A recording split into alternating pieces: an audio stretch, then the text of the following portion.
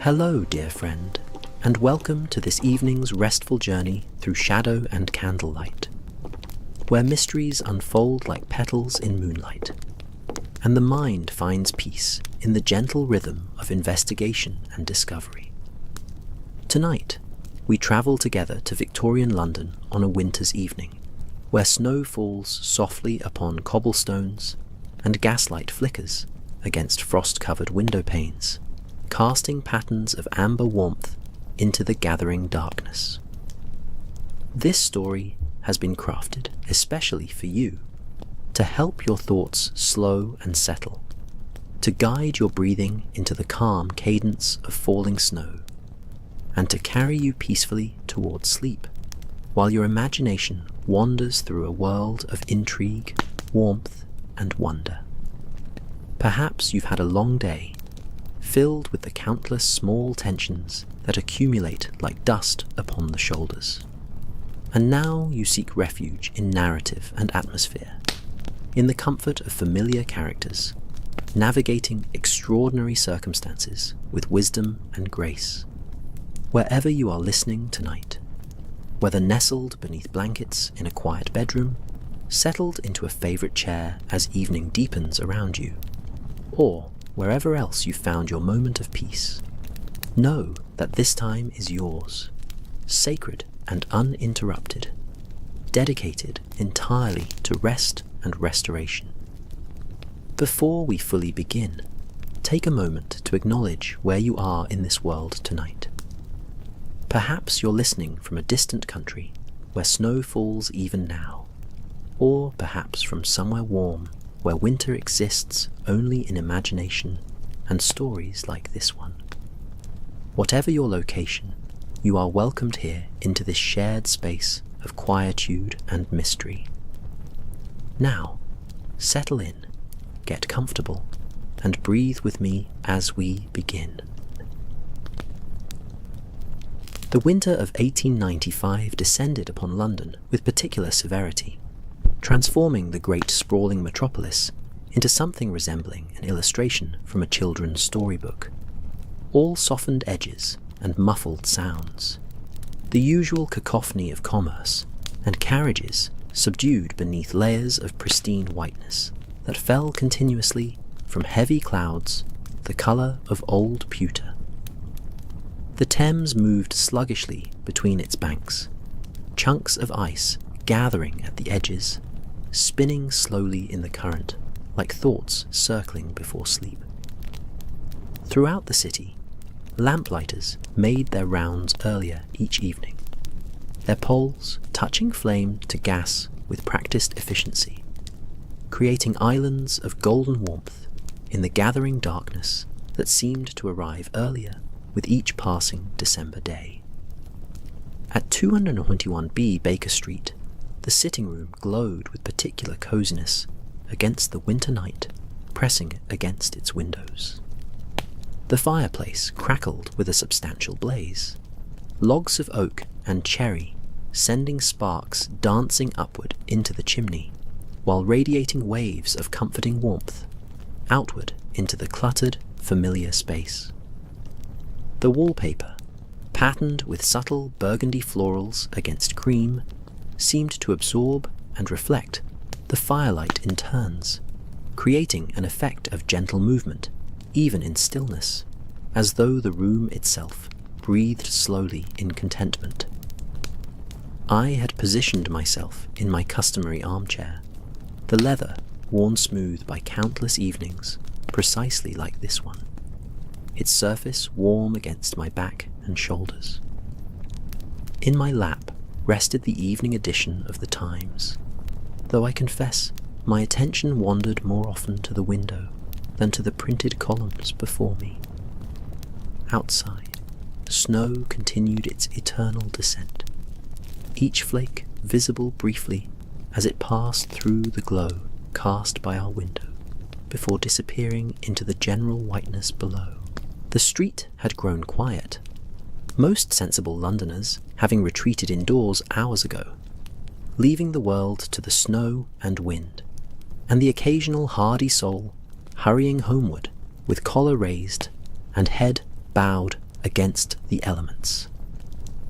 Across from me, Sherlock Holmes occupied his own chair in characteristic stillness, his long frame arranged in that peculiar attitude of repose that could shift in an instant to focused intensity should anything capture his formidable interest.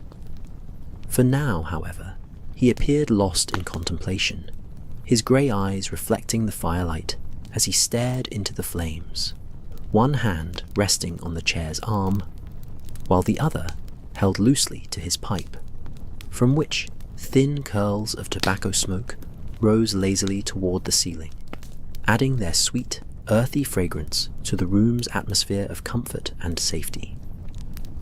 Mrs. Hudson had brought tea earlier, a substantial pot accompanied by cups of fine china painted with tiny blue flowers, now resting on the small table between our chairs.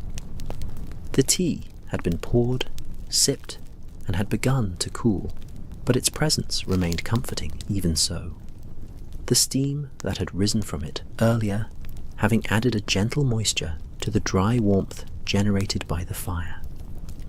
Beside the tea service, a small plate held biscuits that neither of us had touched, their golden surfaces catching the light, still fresh from Mrs. Hudson's afternoon baking.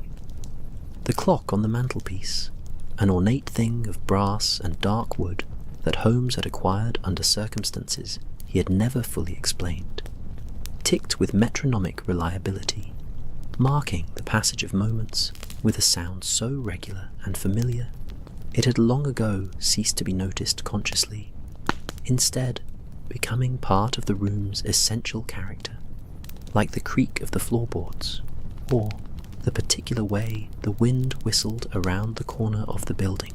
It was December the 18th, a date I noted primarily because we had been anticipating the arrival of Christmas with more interest than usual this year. Holmes typically regarded holidays with bemused tolerance at best, viewing them as interruptions to work rather than occasions for celebration. But even he seemed affected by the particular quality of this winter season, the way the snow transformed everything familiar into something slightly mysterious and new. Our practice had been unusually quiet for nearly a fortnight, the combination of harsh weather and holiday preoccupation apparently sufficient to either prevent crimes from occurring or simply from being reported. Holmes had borne the inactivity with better grace than I might have expected, turning his attention to a monograph he had been composing regarding the analysis of tobacco ash, a project that had occupied several mornings with microscope and notes spread across every available surface. The sudden sound of the doorbell, cutting through the evening's comfortable silence, caused both of us to start slightly, as though awakened from a shared dream. Holmes's eyes shifted from the fire to the door of our sitting room, his expression changing subtly from contemplation to anticipation, the transformation as quick as light moving across water. "A visitor," he murmured, his voice quiet in the way it became when something had captured his interest. At this hour, in this weather, already we may deduce desperation or determination, qualities that so often accompany interesting problems. Below, we heard Mrs. Hudson's measured tread crossing the entrance hall, the sound of the door being opened, and then voices. Mrs. Hudson's familiar Scottish burr, and another voice, deeper and rougher, marked by an accent suggesting northern origins, perhaps Yorkshire or Durham. The conversation remained too quiet for words to be distinguished, but the tone suggested urgency tamped down by forced politeness, the sound of someone controlling themselves with effort. "A man," Holmes continued, still speaking softly, almost to himself. "Labouring class by the sound of his boots on our stairs, heavy, practical footwear, rather than the lighter shoes of a gentleman. He climbs slowly, either from fatigue or from carrying something, or perhaps both. His breathing is audible from here, suggesting recent exertion beyond merely climbing stairs. Indeed, I could now hear what Holmes had noted, the heavy, deliberate footfalls ascending toward our door, accompanied by the slightly laboured breathing of someone who had been running or walking at great speed for some considerable time. There was something else as well, a faint and metallic rattling that I could not immediately identify. Mrs. Hudson appeared in our doorway, her capable face showing concern beneath her customary composure. "Mr. Holmes, Dr. Watson, I apologize for the late intrusion, but this gentleman insists his business cannot wait until morning. He's travelled all the way from Yorkshire, by his account, and appears quite distressed." "Show him in, Mrs. Hudson," Holmes replied, already rising from his chair with that peculiar grace he possessed, his earlier stillness falling away as focus sharpened every movement. "And perhaps fresh tea, if you would be so kind. Our guest appears to have endured a difficult journey." The man who entered our sitting room brought with him a blast of cold air and the scent of snow and horses, his large frame filling the doorway before he stepped hesitantly into the firelight. He was perhaps 40 years of age, broad-shouldered and powerfully built, wearing a heavy coat of dark wool that bore obvious signs of hard travel, snow melting in patches, mud splattered along the hem, the whole garment bearing that particular dampness that comes from extended exposure to winter weather. His face, ruddy from cold and weather-beaten from a life largely spent outdoors, showed the tracks of deep worry in the lines around his eyes and mouth.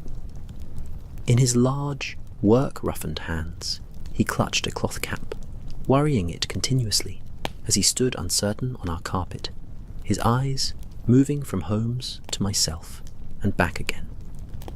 "Mr. Holmes?" he asked, his voice carrying that northern accent we had detected earlier, the words shaped differently than London speech, vowels broader and consonants harder. "I hope I'm not imposing, sir, but I've come such a long way, and they said in the village you were the only one who might help, that you'd solved things no one else could fathom." "Please, sit down," Holmes said, gesturing toward the chair he himself had just vacated, the warmest spot in the room. "You look as though you've been travelling without rest for some time. Watson, perhaps you might help our guest with his coat." I rose immediately, assisting the man as he shrugged out of the heavy garment, revealing beneath it rough working clothes, thick woolen trousers, a shirt of homespun cotton beneath a leather waistcoat, and a scarf wound multiple times around his neck. As I hung the coat on the stand near the door, I noted how thoroughly soaked it was, the snow and rain of his journey having penetrated even such substantial fabric. Our visitor sank into the offered chair with obvious relief, extending his hands toward the fire's warmth with an unconscious gesture that spoke of bone-deep cold. Holmes waited patiently, allowing the man these few moments to gather himself, to let the room's warmth begin to work its restorative magic. I resumed my own seat, interested now despite the late hour and my earlier drowsiness, for there was something compelling about this stranger's evident distress, something that suggested a tale worth hearing. "Forgive me," the man said after a long moment, his breathing settling into a more regular rhythm. "I've been travelling for 2 days straight, changing trains and coaches, hardly stopping except when I had to. My name is Thomas Grimshaw, Mr. Holmes. I'm the groundskeeper at Thornfield Hall, up in North Yorkshire, not far from Whitby on the coast. Perhaps you've heard of it." Holmes shook his head slightly, settling into the chair I had previously occupied, his fingers steepled beneath his chin in that characteristic gesture of concentrated attention. "I cannot say the name is familiar, Mr. Grimshaw, though I confess my knowledge of Yorkshire estates is far from comprehensive.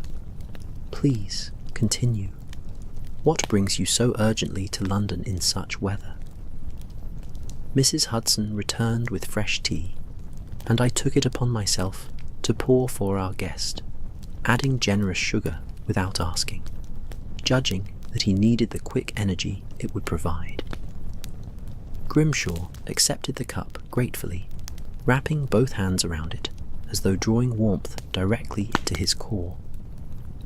"Thornfield Hall has stood for near 300 years, Grimshaw began, his eyes distant now, seeing not our comfortable sitting room, but some remote northern landscape.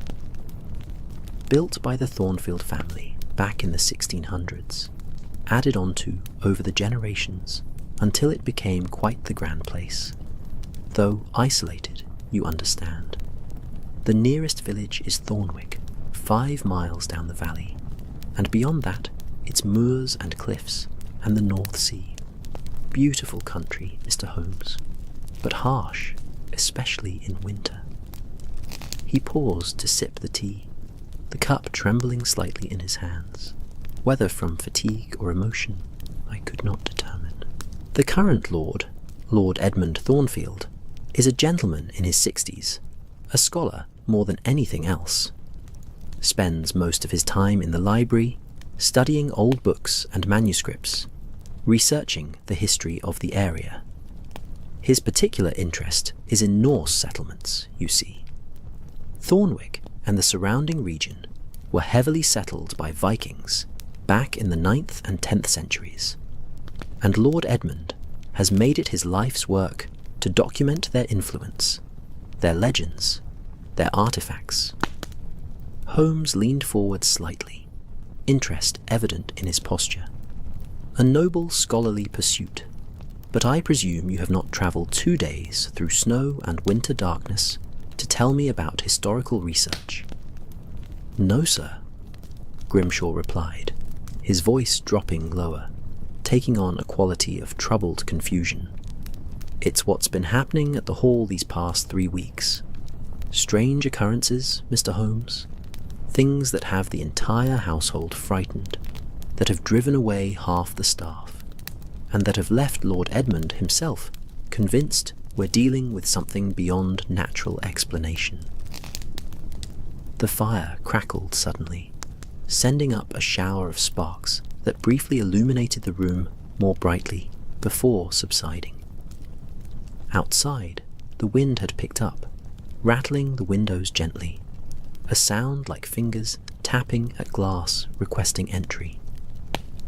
"3 weeks ago," Grimshaw continued, "on the night of November the 27th, we had the first incident. I was making my evening rounds. I always walk the grounds before retiring, checking the outbuildings, making certain everything is secured for the night. It was a clear evening, cold but calm, with a bright moon nearly full. I was passing by the old north wing. That's the oldest part of the hall, dating back to the original construction, when I heard it." He paused, his hands tightening around the teacup. "Heard what, precisely?"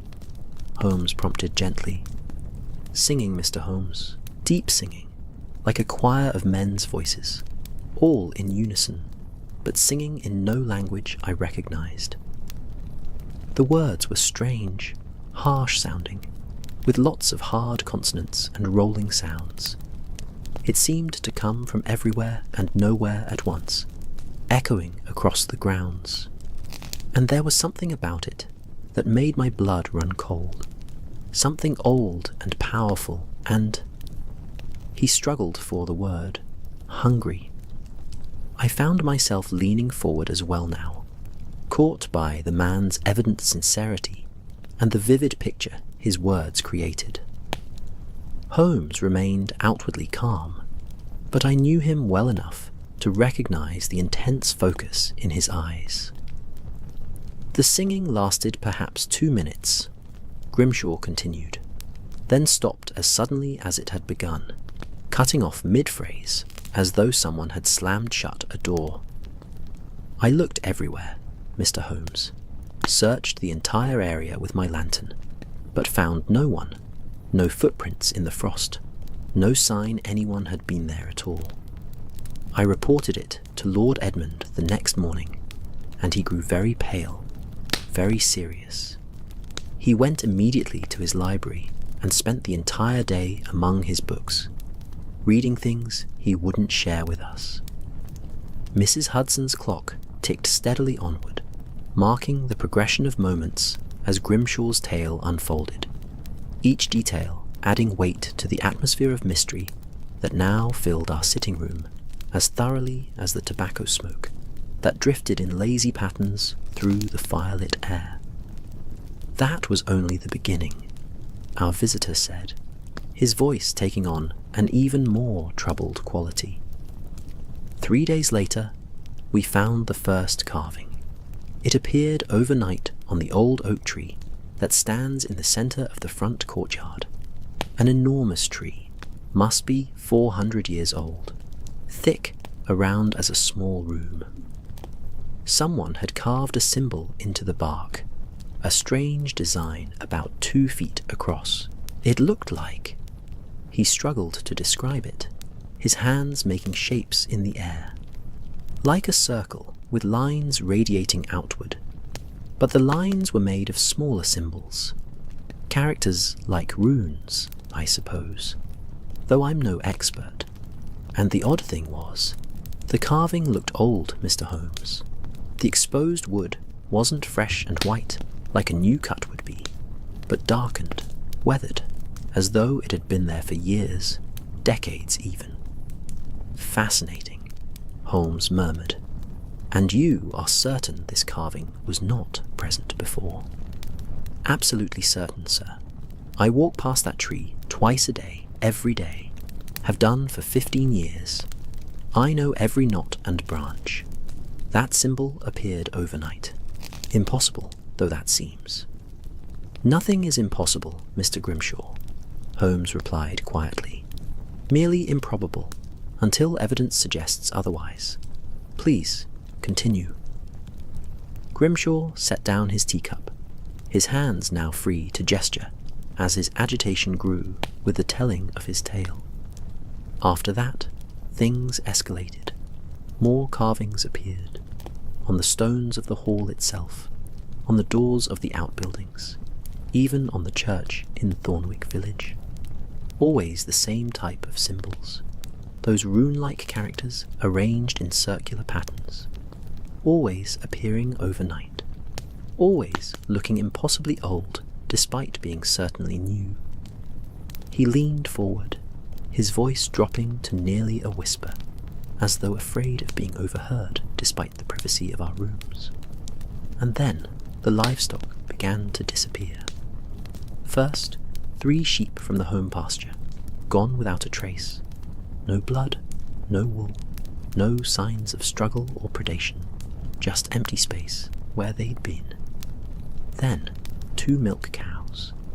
Then Lord Edmund's favourite horse, a mare he'd owned for 12 years, all vanishing between dusk and dawn from locked pens and stables, with no indication of how or why. The wind outside had strengthened further, and now the sound of it reminded me of voices, of distant calling, though surely this was merely the power of suggestion following Grimshaw's narrative. I reached for my own tea, finding comfort in the ritual of drinking, the warmth spreading through me. The servants began leaving, Grimshaw continued. First one maid, then a stable boy, then the assistant cook, all saying they felt watched, that they heard whispers in empty rooms, that shadows moved in the corners of their vision. Within a week, we'd lost half the household staff.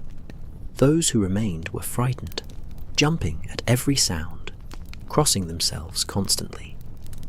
Even Lord Edmund's daughter, Miss Catherine, who's staying at the Hall while her husband is abroad on business, she wanted to leave, to return to London, despite it meaning breaking up her visit. But she remained, Holmes asked. She did, sir, out of concern for her father. Lord Edmund refused to leave, you see. He kept insisting the phenomena were connected to his research, that he was close to understanding something important, something about the ancient Norse settlers and their beliefs. He spent every waking hour in the library, barely eating, hardly sleeping, reading by candlelight until dawn, filling notebooks with observations and theories. Grimshaw paused to gather himself, taking a deep breath before continuing with what was clearly the most disturbing part of his account. 1 week ago, December the 11th, we had the most frightening incident yet. It was just after midnight.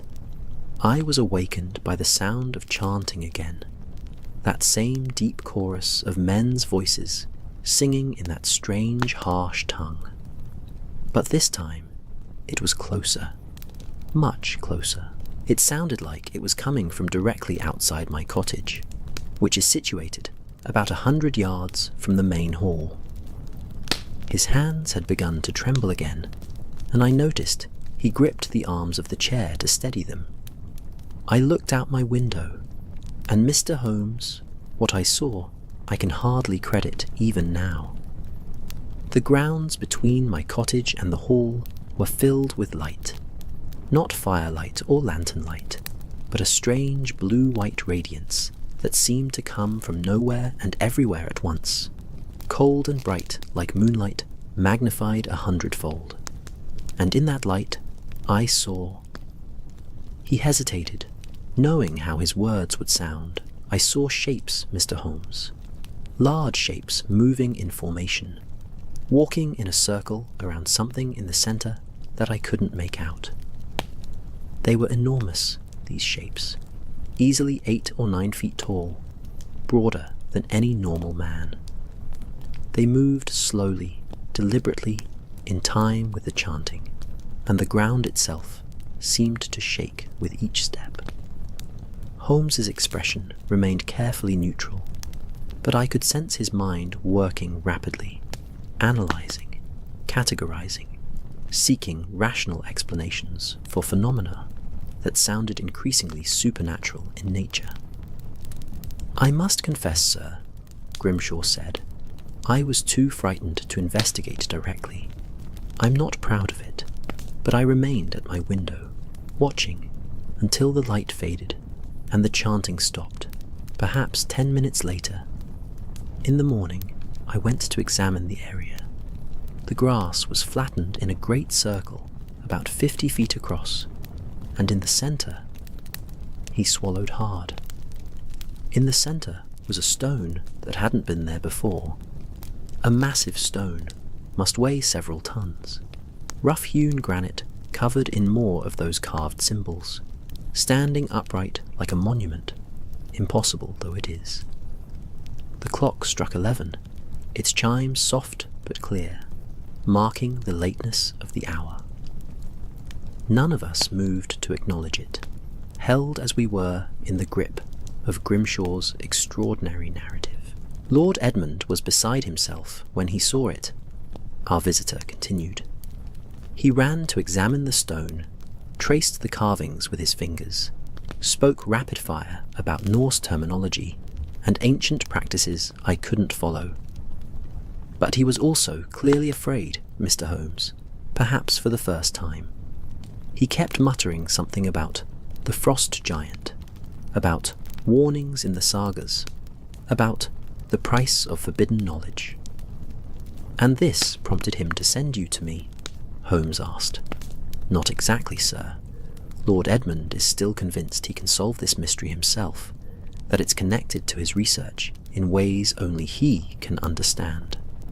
But Miss Catherine, she took me aside 2 days ago and begged me to come to London, to seek your help without her father's knowledge.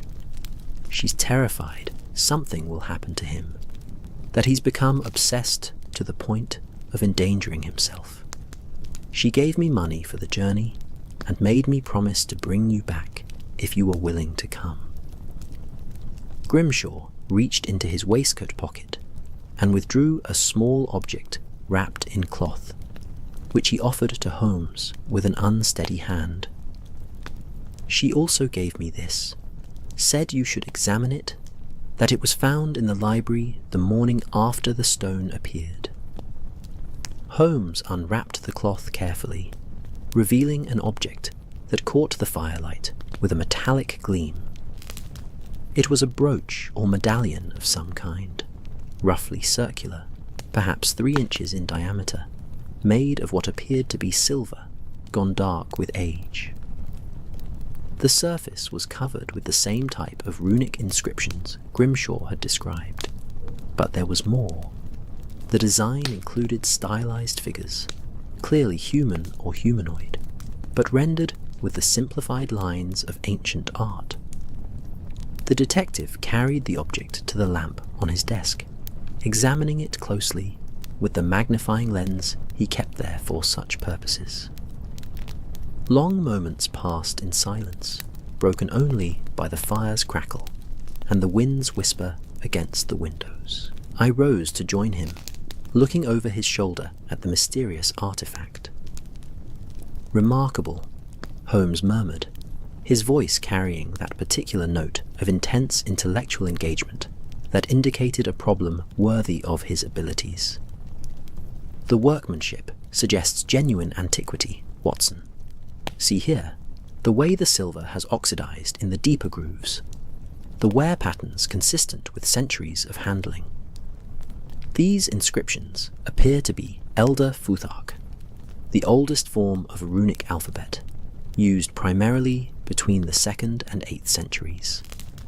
The iconography suggests Norse origin, certainly, but there are elements here that don't quite align with standard Viking artistic conventions." He looked up at Grimshaw, his grey eyes bright with interest. "Tell me, has Lord Edmund acquired any new items for his collection recently? Old manuscripts, artifacts, anything that might have arrived at Thornfield Hall in the weeks before these phenomena began?" Grimshaw considered this carefully, his brow furrowing in thought. "I couldn't say for certain, sir. Lord Edmund receives packages frequently. Antiquarian book dealers, universities, private collectors send him materials related to his research. But—" he paused, memory evidently stirring. "Now that you mention it, there was one delivery that stood out. About a month ago, perhaps the first week of November, a cart arrived from Whitby, carrying a large crate. Lord Edmund was very excited about it, supervised the unloading personally, had it brought directly to his private study, rather than through the normal delivery entrance. I remember, because the driver mentioned it had come by ship from Norway, that it had taken 3 months to arrange the transport and customs clearance." "Norway," Holmes repeated thoughtfully, turning the medallion in his hands, watching how the firelight played across its ancient surface. "And Lord Edmund never mentioned what the crate contained?" "No, sir. He's quite secretive about his work. Always has been. Miss Catherine might know more. She often helps him with cataloguing and translation work, though she says he's kept her at arm's length these past few weeks." Holmes set down the medallion carefully on his desk, his expression thoughtful. He walked to the window, pulling aside the curtain to look out at the snow still falling steadily, blanketing Baker Street in ever-deepening white. I could see his mind working, weighing factors, considering possibilities, calculating probabilities. When he turned back to face us, his decision was evident before he spoke. "Mr. Grimshaw, you've presented me with a most intriguing problem. one that combines elements of archaeology, mythology, psychology, and what may prove to be quite clever criminal activity masquerading as supernatural manifestation. I will take your case." The relief on Grimshaw's face was immediate and profound, tension visibly draining from his shoulders. "Thank heaven, sir. Miss Catherine will be so grateful. And though Lord Edmund may protest initially, I believe he'll come to appreciate your involvement once you've helped us understand what's happening." "When can you travel?" Holmes asked, already moving with purpose. The languid repose of earlier completely vanished. "The weather will make rail travel slower than usual, but if we depart tomorrow morning, we should be able to reach Yorkshire within 2 days, perhaps slightly more." "I'm ready to leave whenever you are, Mr. Holmes," Grimshaw replied. "I'd turn around and go back tonight if such a thing were possible." "Tomorrow morning will suffice," Holmes assured him. "You look exhausted, and will all benefit from a night's rest before undertaking the journey. Mrs. Hudson keeps rooms for such occasions. Watson, would you see to arranging accommodation for our guest? And Mr. Grimshaw, I'll need you to write down everything you can remember about Lord Edmund's research focus, the specific timing of each incident, descriptions of the symbols you've seen, the names and current whereabouts of the servants who left. Every detail, no matter how insignificant it may seem." "Of course, sir. I'll do my best." "Excellent. We'll meet for breakfast at 7, discuss the case further, and then make our way to King's Cross for the York train. Watson, I trust you're free to accompany me. This investigation promises to be complex, and your presence would be invaluable." I smiled, already feeling the familiar excitement that came with beginning a new case, particularly one as unusual as this promised to be. "My practice can spare me for a few days, particularly with the holiday approaching. I wouldn't miss this investigation for anything." "Capital. Then it's settled." Holmes rubbed his hands together, a gesture of satisfaction and anticipation. "Mr. Grimshaw, you've done well to come to us. Whatever is happening at Thornfield Hall, whether natural or unnatural, earthly or otherwise, I promise you we shall get to the bottom of it." After Grimshaw had been settled in one of Mrs. Hudson's upper rooms, armed with writing materials to compose his detailed account, Holmes and I remained in the sitting room, though the hour had grown quite late. The fire had burned lower, and I added 2 more logs, watching as they caught and blazed up, sending renewed warmth into the room. Holmes had returned to examining the medallion, this time with several reference books spread open around him on his desk. Texts on Norse mythology, runic inscriptions, and Viking Age artifacts. He made occasional notes in his pocketbook, cross-referencing passages, his long fingers moving with practiced efficiency. "What do you make of it, Holmes?" I asked, settling back into my chair with a fresh pipe. "Do you believe there's a genuine mystery here, or merely clever trickery, preying on an isolated household's superstitions?" "Oh, there's mystery, certainly," Holmes replied, without looking up from his work. "But as to its nature, I prefer to reserve judgment until we've examined the evidence firsthand. What troubles me most is not the supernatural elements of Grimshaw's account. Those almost certainly have prosaic explanations, but rather the question of motive. Why would someone go to such elaborate lengths to terrorize Thornfield Hall? What purpose could be served by these carefully orchestrated phenomena? Perhaps someone wishes to drive Lord Edmund away, to gain access to the property, or to some valuable artifact in his collection. Possible, certainly, but the timeline troubles me. If we accept Grimshaw's dates as accurate, the phenomena began shortly after the arrival of that mysterious crate from Norway.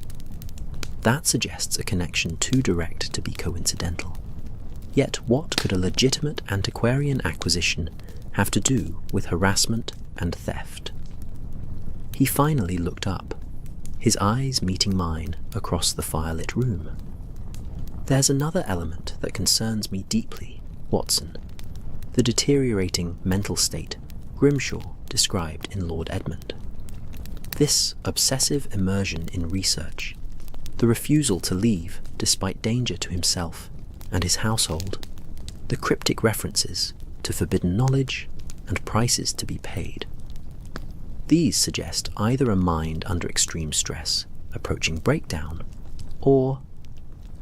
He paused, choosing his words carefully. Or perhaps someone who has discovered something genuinely disturbing and is trying to understand it before it's too late. Too late for what? That, my dear Watson, is precisely what we must determine. He closed the books before him, stacking them neatly. But for now, I suggest we follow our own advice to Grimshaw and get some rest. We have challenging days ahead, and I suspect we'll need all our faculties sharp when we finally arrive at Thornfield Hall. I agreed readily enough, for the late hour and the day's accumulated fatigue were making themselves felt. Yet, as I climbed the stairs to my room, I found my mind still occupied with Grimshaw's tale, those mysterious symbols appearing on ancient wood and stone, that impossible stone monument appearing overnight, those enormous shapes moving in uncanny light. Whatever the explanation, whatever rationality lay beneath the supernatural surface, the case promised to be among the most unusual we had undertaken. The snow continued to fall as I prepared for bed, looking out my window at the transformed street below, white and pristine and peaceful. Tomorrow we would leave this familiar comfort for the harsh northern reaches of Yorkshire, for a great isolated hall where strange forces were at work. The prospect should perhaps have troubled my rest, but instead I found anticipation mixing with the drowsiness that pulled at my consciousness. The last sound I heard before sleep claimed me was the clock downstairs striking midnight, its soft chimes marking the transition from one day to the next, from the comfortable known into the mysterious unknown that awaited us.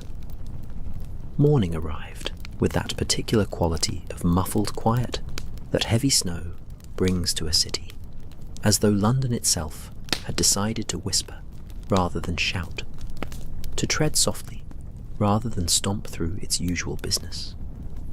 I woke to find pale light filtering through my curtains, the sky having cleared somewhat during the night, leaving behind a world transformed into something crystalline and new. Downstairs, Mrs. Hudson had prepared a substantial breakfast, understanding, without being told, that we faced a long journey requiring fortification. The table held eggs and bacon, toast and preserves, porridge with cream and brown sugar, strong tea in the silver pot that appeared only on special occasions. The sitting room had been tidied, our scattered papers and books from the previous evening restored to order, the fire already blazing cheerfully. Grimshaw appeared, looking somewhat restored by sleep, though worry still lined his weathered face. He had completed the written account Holmes requested, several pages of careful handwriting, covering every detail he could recall. Over breakfast, we discussed the logistics of our journey, while Holmes read through Grimshaw's notes, occasionally asking questions to clarify timing or descriptions. The 10:15 from King's Cross will get us to York by mid-afternoon if the weather doesn't further disrupt the schedules, Holmes announced, consulting a railway timetable he'd retrieved from his desk. From York, we'll need to take the local line toward Whitby, disembarking at Thornwick Station. Presuming such a place merits a station, how do we reach Thornfield Hall from there, Mr. Grimshaw? There's usually a cart service between the station and the village, Grimshaw replied, spreading marmalade on his toast with careful attention. From Thornwick, it's a 5-mile walk to the hall, though Lord Edmund keeps a carriage at the inn for his own use when travelling. I'm sure they'll let us take it, given the circumstances. Excellent. Then, with any luck, we should arrive at Thornfield Hall tomorrow evening, perhaps late, but in time for initial observations, before we need to settle for the night. The morning passed in preparations. I packed my medical bag, operating on the principle that one never knew what might be needed, adding extra supplies for treating exposure and cold weather ailments. Holmes packed considerably less, as was his habit, carrying primarily his investigative tools, magnifying lenses, measuring devices, containers for specimens, and a selection of reference books on Norse antiquities that might prove relevant. By 10 o'clock, we stood on the snowy pavement outside 221B, our modest luggage assembled, waiting for the cab Holmes had arranged. The street showed more activity than the previous evening, London recovering from the snow with that resilient spirit great cities possess. Shopkeepers sweeping their walks, delivery carts making their rounds, children throwing snowballs in the small park at the street's end. "Take care of yourselves," Mrs. Hudson said from the doorway, wrapped in a shawl against the cold. "Yorkshire in winter is no joke, and from what Mr. Grimshaw's told us, you're heading into more than just harsh weather." "We'll be careful," I assured her, "and we'll send word once we're settled at Thornfield Hall." The cab arrived, a four-wheeler with a driver bundled in so many layers he was nearly spherical, and we loaded our belongings, settling into the cold interior as the horse stamped impatiently, its breath rising in clouds of steam. As we pulled away from Baker Street, I looked back at our rooms, their windows glowing warmly against the winter day, and felt that familiar mix of reluctance and excitement that came with leaving comfort for uncertainty. King's Cross Station bustled with holiday travellers despite the weather, the great arched space echoing with whistles and calls, the clatter of baggage trolleys, the hiss of steam from the massive locomotives that dominated the platforms, the smell of coal smoke and hot metal mixed with the cold, fresh air blowing in from outside, creating that unique railway atmosphere, partly industrial, partly romantic, suggestive of journeys and destinations, and the romance of distance. Our train stood waiting at Platform 7, a proper express locomotive attached to a line of first and second class carriages, already breathing steam impatiently, eager to begin its northward journey. Holmes secured us a first-class compartment. "I need space to think, and cramped quarters are antithetical to clear reasoning," he explained, and soon we were settled by the window as the platform's bustle continued around us. Other passengers hurried past, carrying wrapped parcels and cheerful expressions despite the cold. Families travelling to spend Christmas with relatives, businessmen making final trips before the holidays, students returning home from terms at university. There was something comforting about being part of this great seasonal migration, this temporary community of travellers, all heading north for various reasons, united by direction if nothing else. At precisely 15 minutes past 10, with a great whistle and a lurch, the train began to move, slowly at first, then gathering speed as we left the platform behind, passed through the complex maze of switches and sidings, and finally emerged into the open country beyond London's immediate sprawl. The city gave way gradually to suburbs, then to the fields and villages of the English countryside, all transformed by snow into a landscape of soft whites and greys, punctuated by the dark verticals of leafless trees and the occasional splash of brick or stone from farmhouses and churches. The train's rhythm became hypnotic, that steady click and sway, the occasional whistle as we approached crossings or stations, the muted conversation from neighbouring compartments barely audible through the walls. Holmes had spread Grimshaw's written account across his lap, reading it multiple times, occasionally pausing to gaze out at the passing landscape, while his mind worked on the problem. Grimshaw himself dozed, exhaustion finally claiming him, now that he'd successfully completed his mission and recruited help. I watched the countryside slide past, letting my thoughts wander. The phenomena at Thornfield Hall certainly presented unusual features, I reflected. The carvings appearing overnight with the appearance of age, the livestock disappearing without trace, that massive stone monument materializing impossibly in a single night. Any one of these might have been explained by normal means, but the combination suggested either an elaborate hoax involving considerable resources and planning, or what? I was a rational man, a physician and scientist, not given to supernatural speculation. Yet, I had to admit, these accounts challenged easy explanation. Perhaps 2 hours into our journey, as we passed through Peterborough, Holmes suddenly spoke, breaking the contemplative silence. "The medallion troubles me, Watson. Its presence in Lord Edmund's library the morning after the stone appeared suggests it was left deliberately, as a message or warning of some kind. But by whom? An intruder would need to penetrate the hall, enter the library undetected, and leave this valuable artifact. For I assure you, if genuine, it is quite valuable, for the simple purpose of communication. Why not simply speak to Lord Edmund directly? Why this elaborate symbolic approach? Perhaps the perpetrator wishes to remain anonymous, while still conveying some meaning through the artifact itself.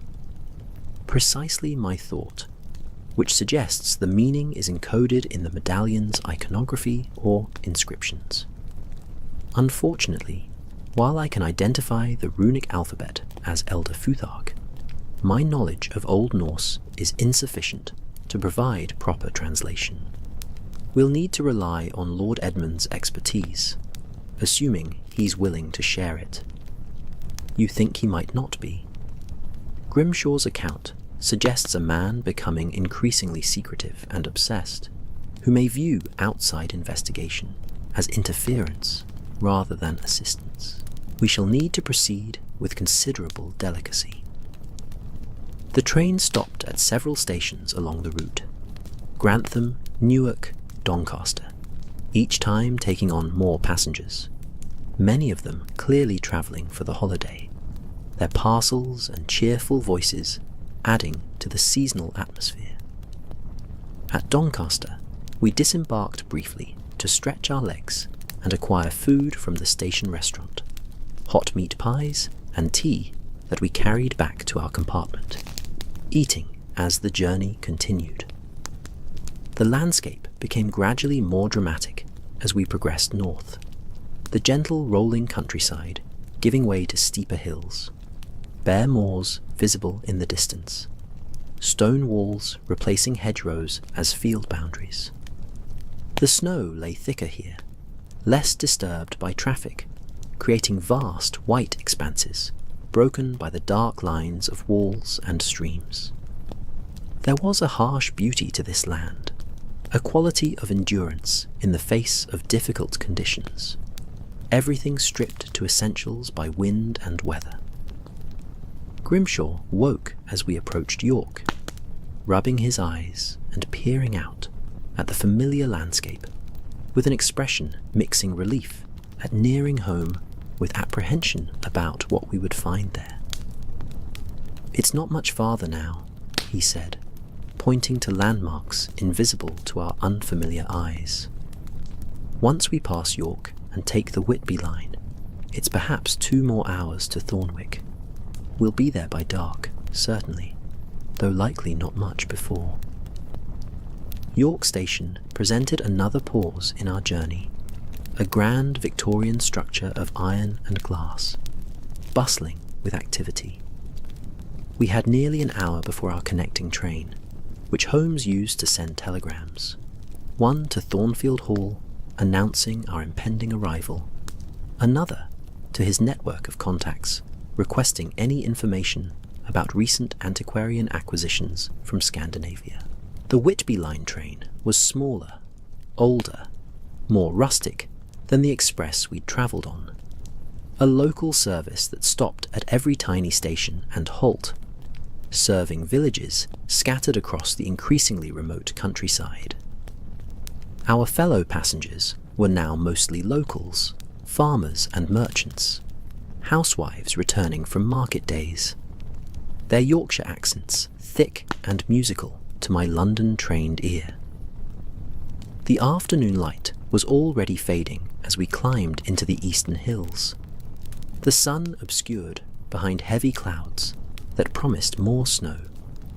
The landscape took on a stark, almost forbidding quality, all harsh angles and deep shadows, scattered farmsteads looking isolated and vulnerable in the gathering darkness. I could understand how this land had bred tales of supernatural forces and ancient powers. There was something primeval about it, something that spoke of times before civilization had fully imposed its order on the natural world. Thornwick Station, when we finally reached it near 5 o'clock, was barely more than a platform with a small shelter, a single lamp already lit against the encroaching darkness. A handful of passengers disembarked with us, quickly disappearing into the winter evening, leaving the 3 of us standing with our luggage on the empty platform as the train pulled away with a mournful whistle, its lights quickly swallowed by distance and darkness. "The village is just down that road," Grimshaw said, pointing to what was barely visible as a track leading away from the station. "Perhaps a 1/4 mile. The inn will still be open. We can warm ourselves and arrange transport to the hall." We walked through the gathering night, our boots crunching on frozen snow, our breath rising in clouds around our faces. No other traffic disturbed the road, no lights showed from any nearby buildings. The sense of isolation was profound. The feeling that we had travelled not merely miles, but somehow backward in time, to a place where London's gaslight and bustle existed only in memory or imagination. Thornwick Village announced itself first through the warm glow of windows, then through the outline of buildings clustered along a main street. Stone cottages with thick walls and small windows, a church with a square tower, several shops already closed for the evening, and the inn, the Red Lion, its sign swinging gently in the wind, that had begun to rise.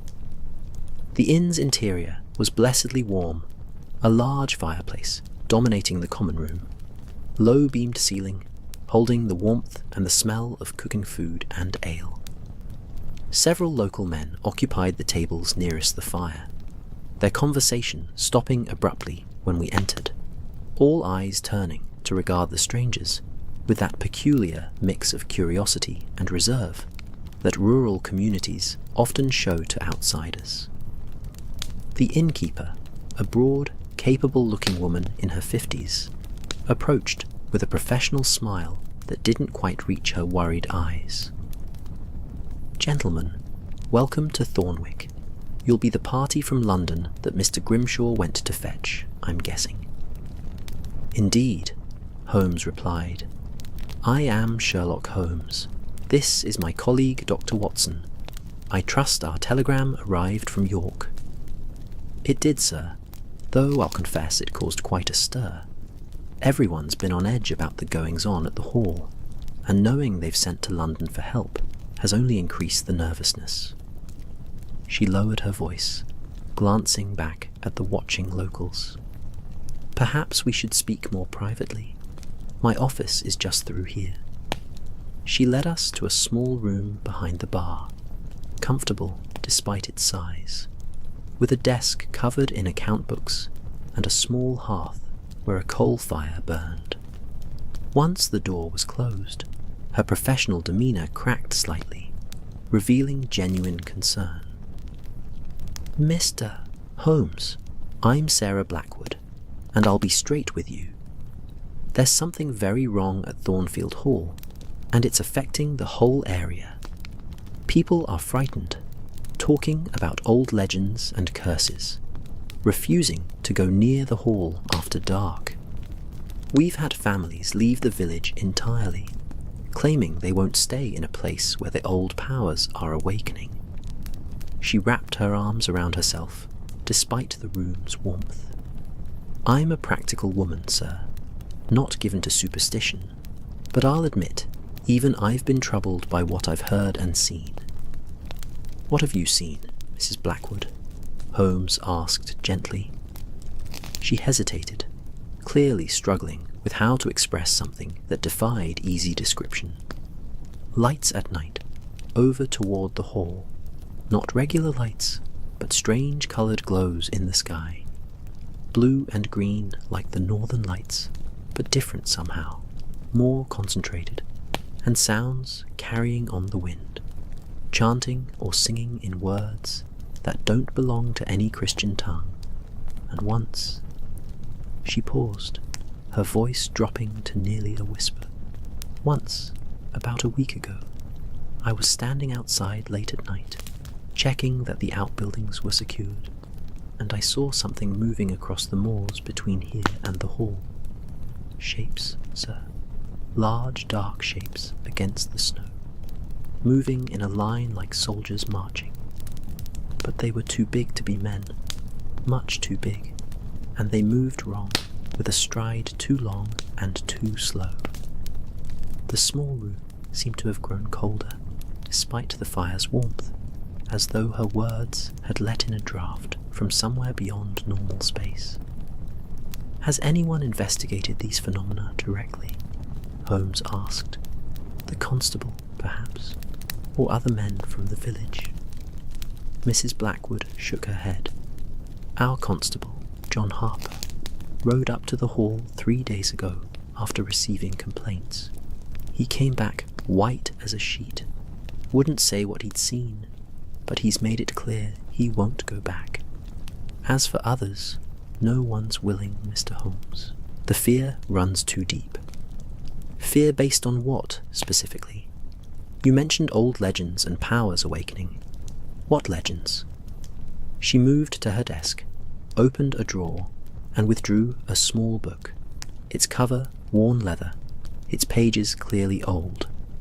"This belonged to my grandfather, passed down through several generations of Blackwoods.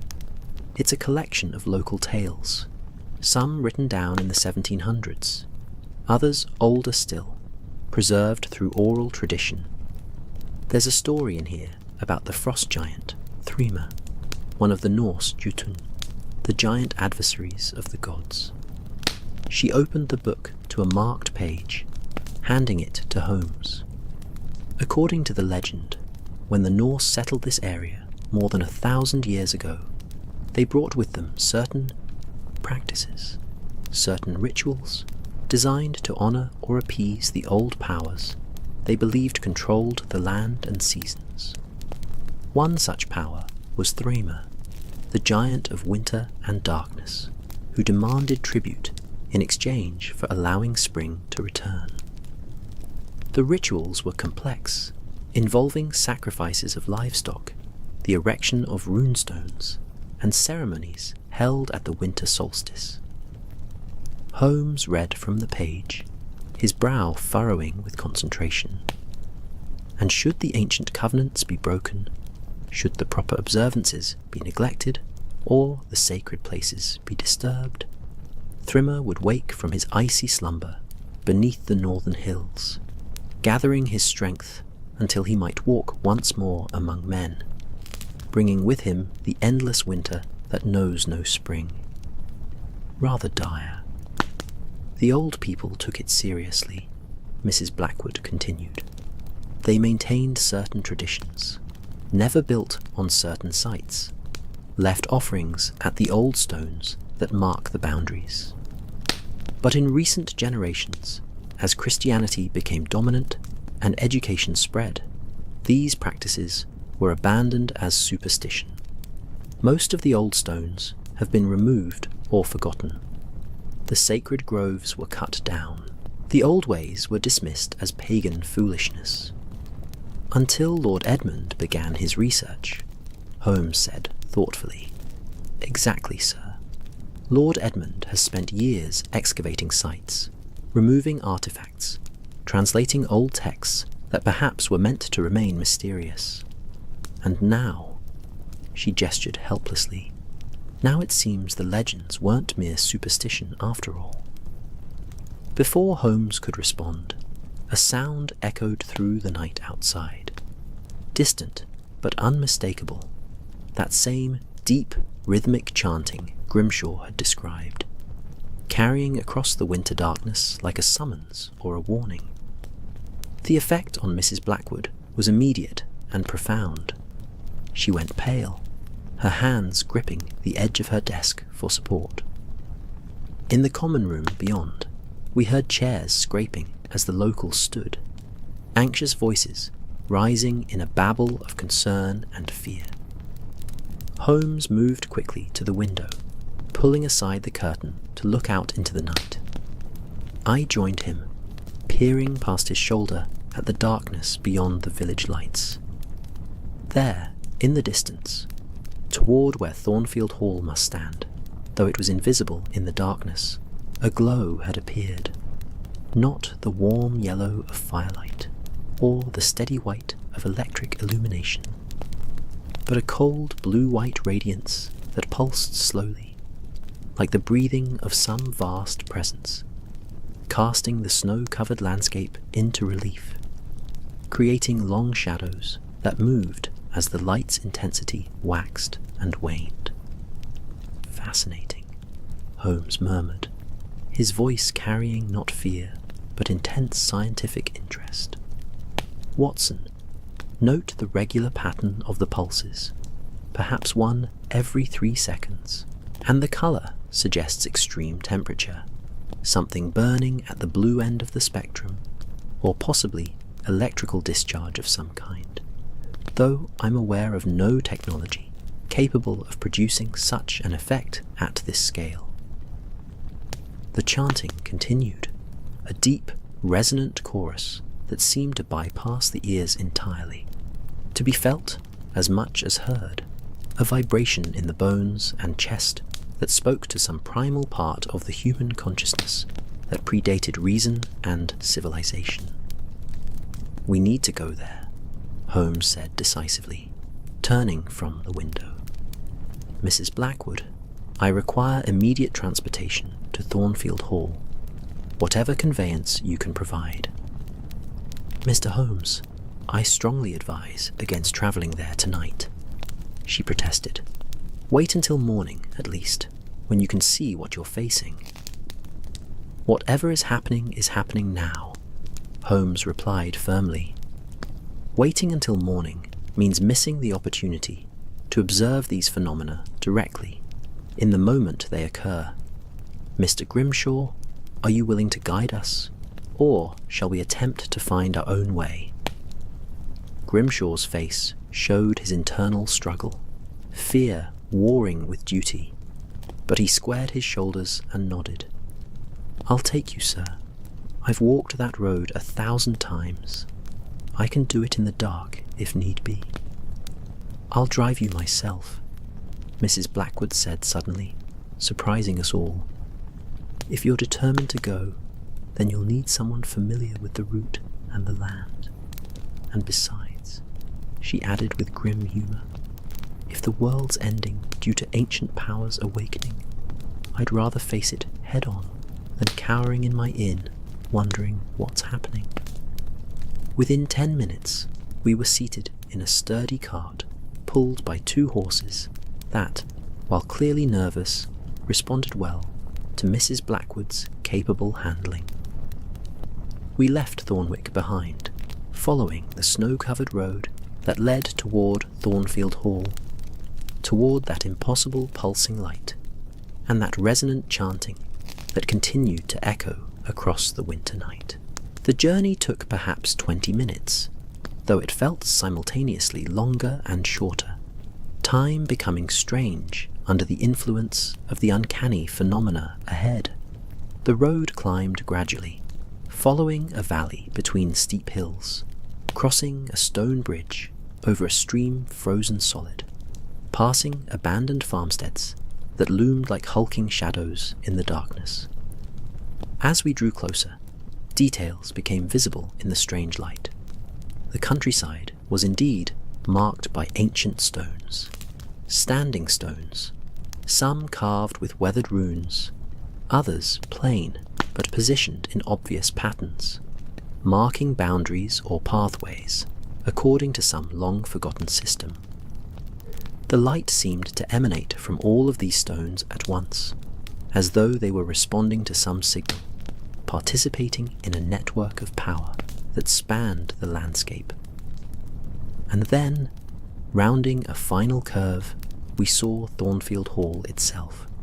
The house stood on a slight rise, a massive structure of grey stone that showed its age and its multiple periods of construction. The original medieval core surrounded by later additions, the whole forming a complex pile of gables and chimneys, mullioned windows and crenellated roof lines. Under normal circumstances, it would have been merely an impressive example of northern country architecture. Tonight, however, it was transformed into something from legend or nightmare. The light source appeared to be the courtyard before the hall's main entrance, where that enormous oak tree Grimshaw had mentioned stood like a sentinel. The tree itself seemed to glow from within, as though the light travelled through its ancient heartwood, tracing its branches and roots with luminescence. And around the tree, in a circle that must have been 60 feet across, stood stones. Massive standing stones, like the one Grimshaw had described appearing impossibly overnight. But now there were dozens of them, creating a complete circle where none had existed before. Within that circle moved the figures.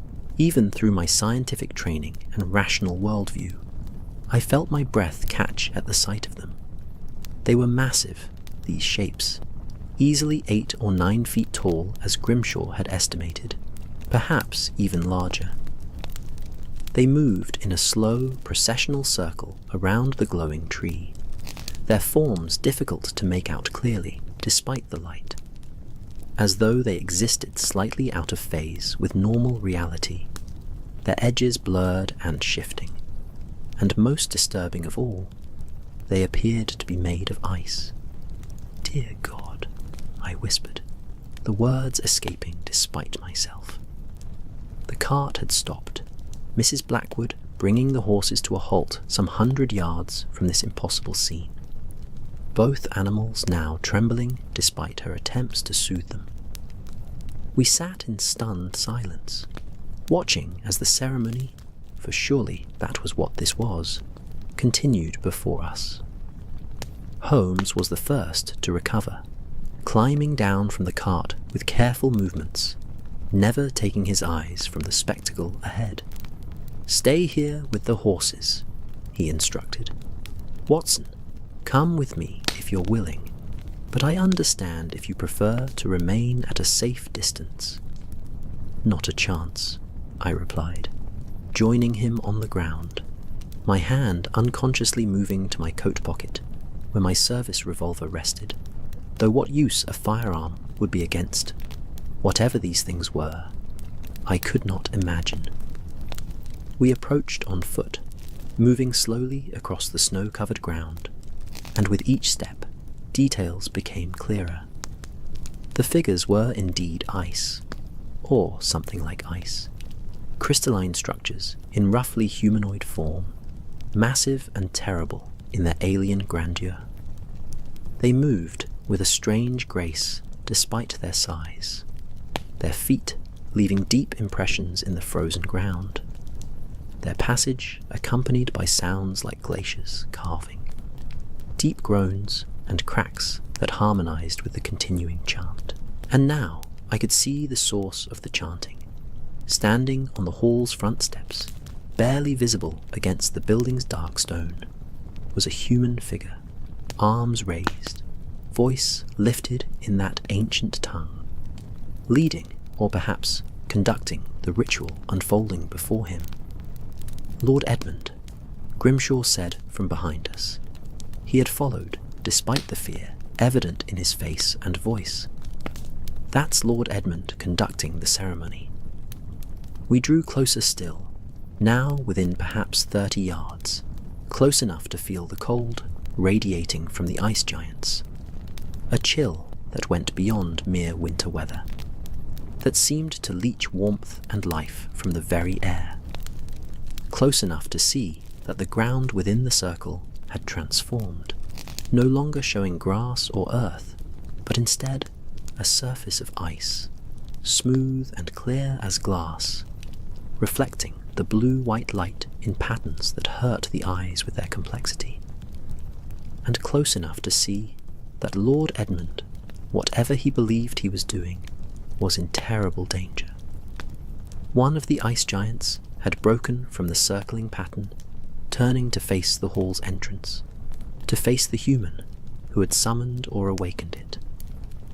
The figure stood motionless now, towering over the much smaller man on the steps, and though it had no face as such, no features I could distinguish in its crystalline structure, I had the unmistakable impression of regard, of attention, focused with terrible intensity. "Holmes," I said urgently, "we have to stop this." But my companion had already moved, striding forward with that decisive energy he brought to moments of crisis, his voice cutting through the night with authority that somehow transcended the supernatural drama unfolding before us. "Lord Edmund Thornfield, step back from that creature immediately. Whatever you believe you're doing, you've lost control of it." The effect of Holmes's intervention was immediate and multiple. Lord Edmund broke off his chanting, spinning to face this unexpected intrusion, his expression showing confusion and anger. The ice giant that had been approaching him stopped, its form shifting as though uncertain.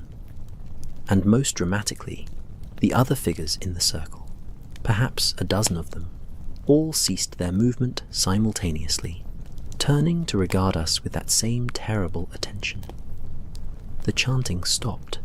The light pulsed once, twice, then began to fade, the blue-white radiance dimming gradually until we stood in near darkness, the only illumination coming from the hall's windows and the faint moonlight that had begun to break through the clouds. As the light faded, so too did the giants. They didn't disappear suddenly, but rather dissolved gradually, their crystalline structures melting away like frost on glass when the sun touches it, leaving behind nothing but disturbed snow and those deep footprints to show they had ever existed at all. The circle of standing stones remained, however, massive, ancient-looking monoliths that dominated the courtyard with their presence, undeniably real and solid, despite having appeared impossibly overnight. Lord Edmund descended the steps slowly, moving like a man in a daze, his face pale in the dim light, his expression mixing relief with disappointment and confusion. He was tall and thin, in his early 60s, as Grimshaw had said, dressed in a heavy coat thrown over what appeared to be ceremonial robes covered in runic symbols. His grey hair was dishevelled, his eyes bright with something that might have been fever or exhaustion, or something less easily categorized. "Who are you?" he demanded, his voice hoarse from chanting. "How dare you interrupt?" He stopped mid-sentence, recognition dawning. "You're him. You're Sherlock Holmes. Catherine sent for you, didn't she? Despite my explicit instructions that we needed no outside interference. Your daughter was concerned for your safety, Lord Edmund." Holmes replied calmly, "And I believe her concern was justified, given what we just witnessed. Perhaps we might continue this conversation inside, where it's warmer and more comfortable. You look exhausted, sir, and there's much we need to discuss." For a moment, I thought Lord Edmund would refuse, would order us from his property. But then the energy seemed to drain from him all at once, his shoulders sagging, his face crumpling slightly.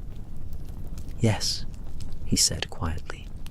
"Yes, I suppose we must talk, though I fear you'll think me quite mad when you hear what I have to say." Mrs. Blackwood had joined us, leading the horses, who had calmed considerably once the ice giants had vanished. "I'll see to your cart and horses, Mr. Grimshaw," she said. "Take your gentlemen inside. Get them warm. I'll join you shortly."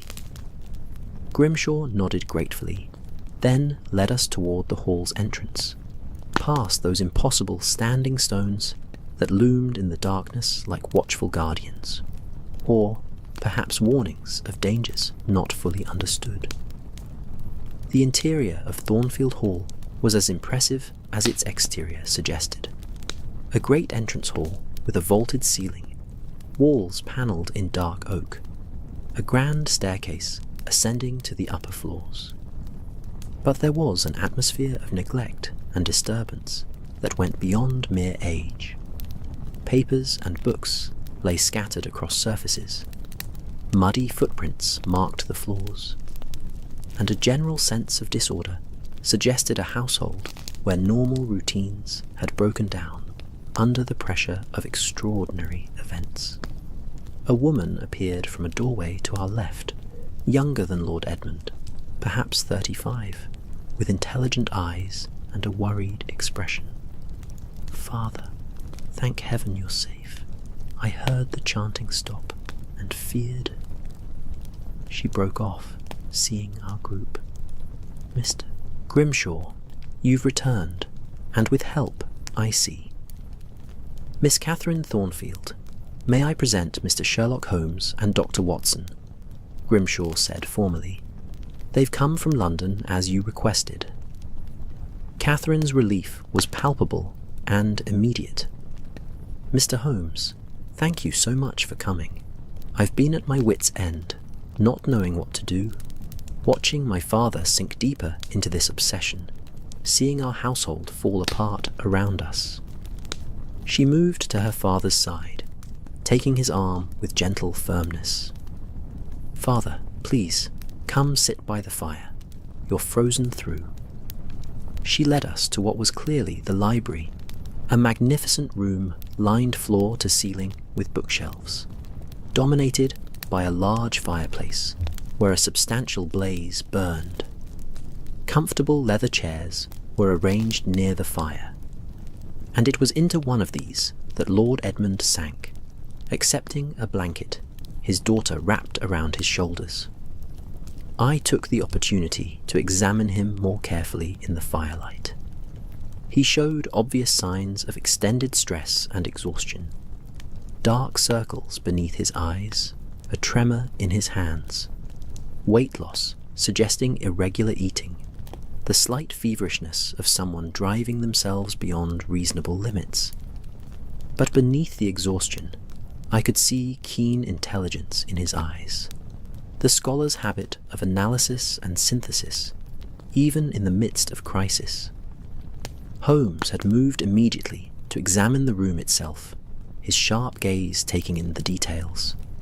The library was in considerable disarray, books pulled from shelves and stacked on every available surface, papers covered in notes and diagrams scattered across the large desk, maps pinned to the walls with particular locations marked, and most strikingly, a collection of artifacts displayed on a side table near the window. These artifacts drew Holmes like a magnet. There were several pieces of worked metal, brooches, belt buckles, decorative panels, all showing the characteristic style of Norse craftsmanship.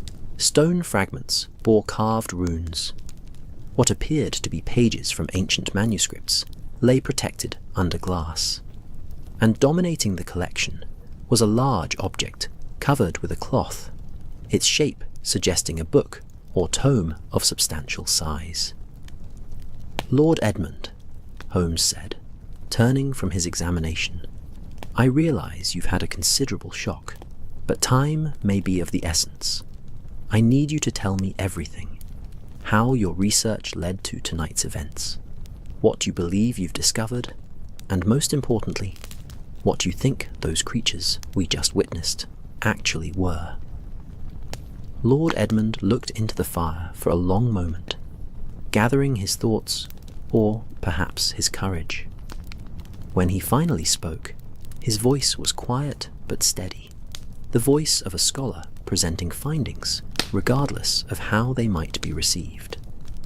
5 years ago, I began researching the Norse settlement of this region, he began. The Vikings who came here in the 9th and 10th centuries weren't merely raiders or traders. They established lasting communities, brought their culture, their religion, their understanding of the world. Most historians focus on the obvious evidence: place names, artistic styles, social structures. But I became interested in something deeper, something that has been dismissed by mainstream scholarship as mere mythology. He paused to accept a cup of tea his daughter had prepared, holding it in both hands, as though drawing warmth and comfort from its presence. The Norse weren't simply conquering new territory, he continued. They were, in their understanding, establishing relationships with the land itself, with the powers they believed inhabited and controlled it. The Jotun, giants of ice and stone and storm, weren't fairy tale monsters to them. They were real, potent forces that had to be acknowledged, respected, appeased through proper ritual and tribute. Holmes had taken a seat now, his posture relaxed, but his attention absolute, the way a cat appears calm while watching a mouse hole with total focus. "And you believe these Jotun actually existed, not as metaphors or personifications of natural forces, but as literal beings?" "I didn't believe it, Mr. Holmes. Not at first. I approached it as academic research, trying to understand their worldview, their symbolic systems, the way they conceptualized their relationship with the environment. But then," he set down his teacup, his hands shaking slightly. "Then I acquired the Codex Frostheim." He gestured toward that cloth-covered object on the table. Holmes rose immediately, moving to examine it, but Lord Edmund held up a hand. "A moment, please. You need to understand what you're about to see." The Codex was created sometime in the late 10th century, probably around 980 or 990 AD, during the period when Christianity was beginning to spread through Scandinavia, but before it had completely supplanted the old beliefs. It was written by a monk named Frostheim. We don't know his original Norse name, who had converted to Christianity, but retained detailed knowledge of the pre-Christian practices. Catherine had moved to her father's side, her hand resting on his shoulder in a gesture of support and concern. "Father, perhaps you should rest. Mr. Holmes can examine the codex himself." "No," Lord Edmund said firmly. "I need to explain, to make them understand. This is too important." He took a deep breath before continuing. "Frostheim wrote the codex as a warning, Mr. Holmes. He documented the rituals and practices of the old religion, but he framed them within Christian theology, interpreting them as devil worship, as commerce with evil spirits that must be guarded against. But between the lines of his condemnation, if you read carefully, what emerges is something more complex and more disturbing."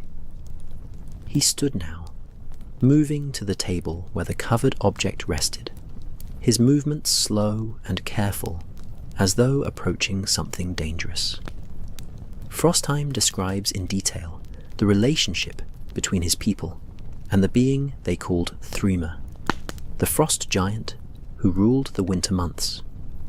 According to his account, Thryma was real, not metaphorical, not imaginary, but actually real, a creature of immense power that existed in some state between physical and spiritual, capable of manifesting in our world under certain conditions.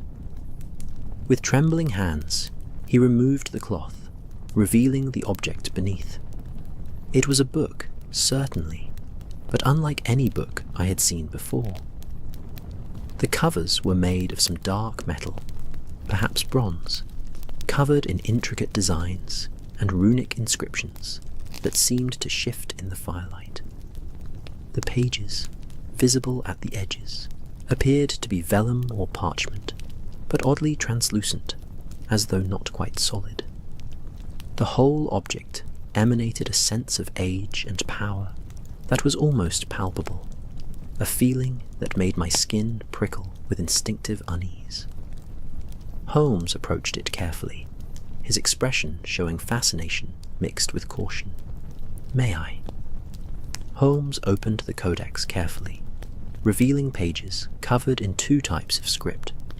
Latin, written in the Carolingian minuscule style characteristic of the 10th century, and interspersed throughout, sections of runic characters that appeared older still. But there was a third element as well, diagrams and illustrations in ink that had retained its black intensity across centuries, showing figures and symbols and geometric patterns that hurt the eyes to look at directly, that seemed to suggest dimensions or perspectives that normal geometry couldn't accommodate. Long minutes passed in silence as Holmes studied the pages, his eyes moving rapidly across the text, his expression shifting through surprise, interest, and something that might have been concern.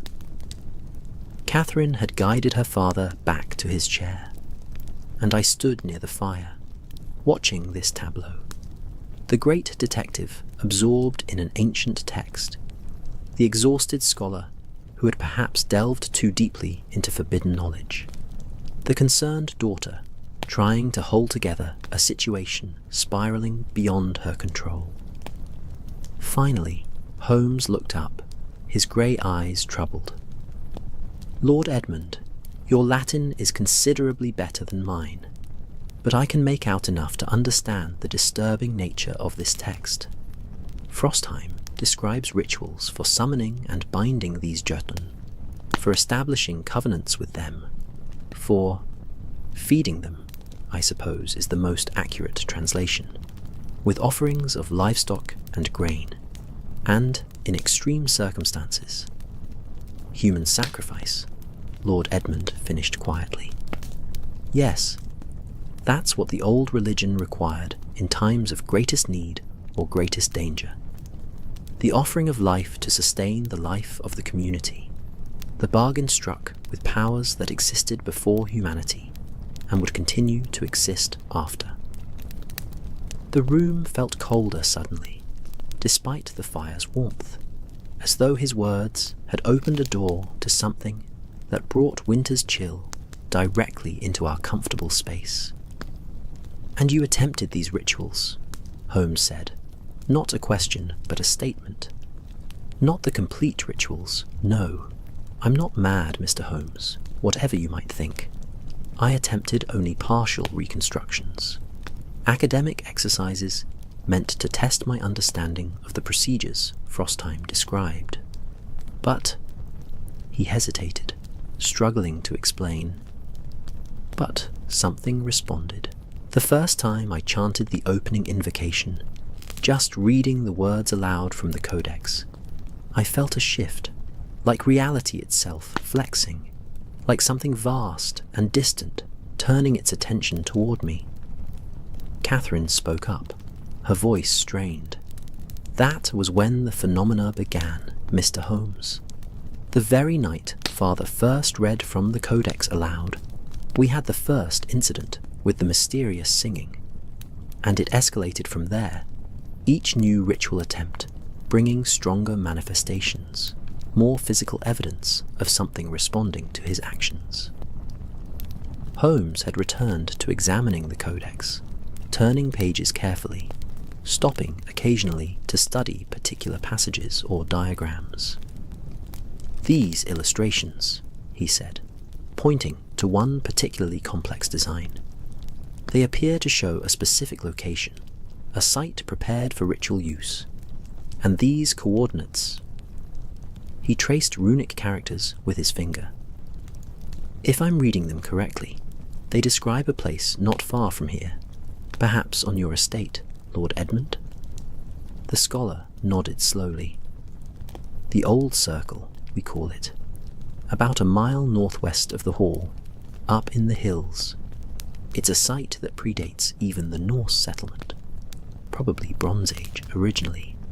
A ring of standing stones that the later Vikings incorporated into their own religious geography. I've been excavating there for the past 2 years, mapping the site, recovering artifacts, attempting to understand its purpose and significance. And tonight's ceremony," Holmes continued, his voice taking on an edge, "was conducted here in the courtyard, rather than at this old circle. Why?" Lord Edmund looked away, guilt evident in his face. "Because tonight was different. Tonight, I wasn't trying to summon or study the frost giant. Tonight, I was trying to send it back, to undo what I'd inadvertently begun. I thought if I could perform a dismissal ritual here, at the Hall, with the protective wards and binding symbols I'd prepared, I could close the connection I'd opened, could make everything return to normal before anyone was seriously harmed. But it didn't work," I said gently. "It only made things worse." "No, Dr. Watson, you misunderstand. It did work. Or it was beginning to work. The giants you saw tonight were already fading, their manifestation weakening, the summoning reversing. If Mr. Holmes hadn't interrupted the ritual at its critical moment, I believe I would have succeeded in closing the gateway I'd opened. But now," he gestured helplessly, "now the ritual is incomplete.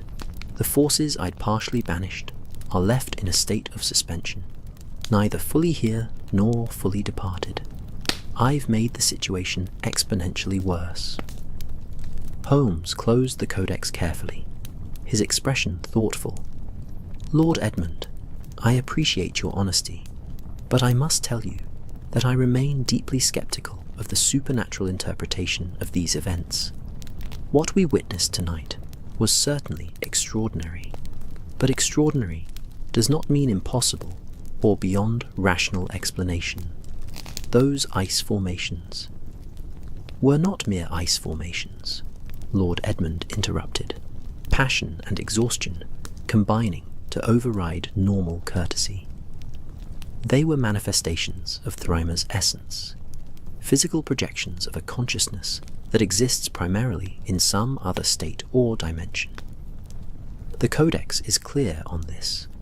The Jotun are not creatures in the biological sense. not animals that can be studied and classified. They are more akin to forces of nature, to fundamental principles of the universe, made partly conscious and partly material under specific circumstances. Be that as it may, Holmes replied evenly, I prefer to reserve judgment until I've examined all the evidence thoroughly.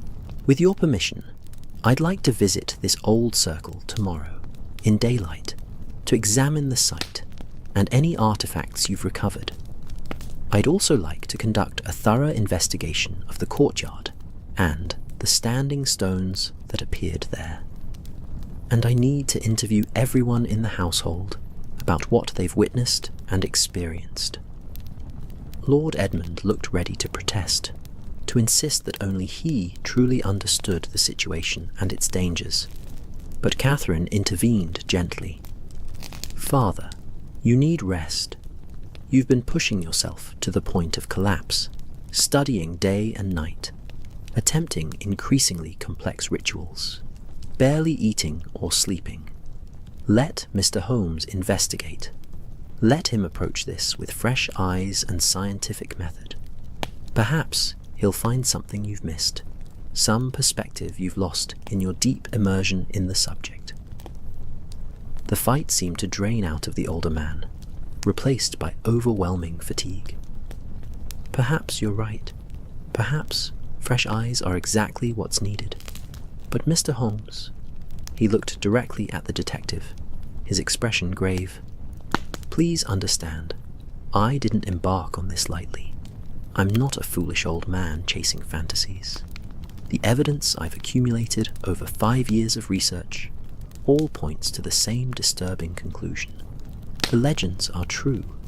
The old powers are real. And I've awakened something that may be beyond anyone's ability to control. Then we shall have to find a way to control it anyway, Holmes replied with quiet confidence. I've never yet encountered a problem, however exotic its presentation, that couldn't be solved through application of reason, observation, and deductive method. Watson and I will retire for the evening. I presume you have rooms available, and begin our investigation properly in the morning. Catherine rose immediately. Of course. I'll show you to the guest quarters. Mr. Grimshaw, you'll return to your cottage. If it's all the same, Miss Catherine, I'd prefer to stay in the hall tonight. My cottage felt rather exposed after what we saw earlier. Certainly.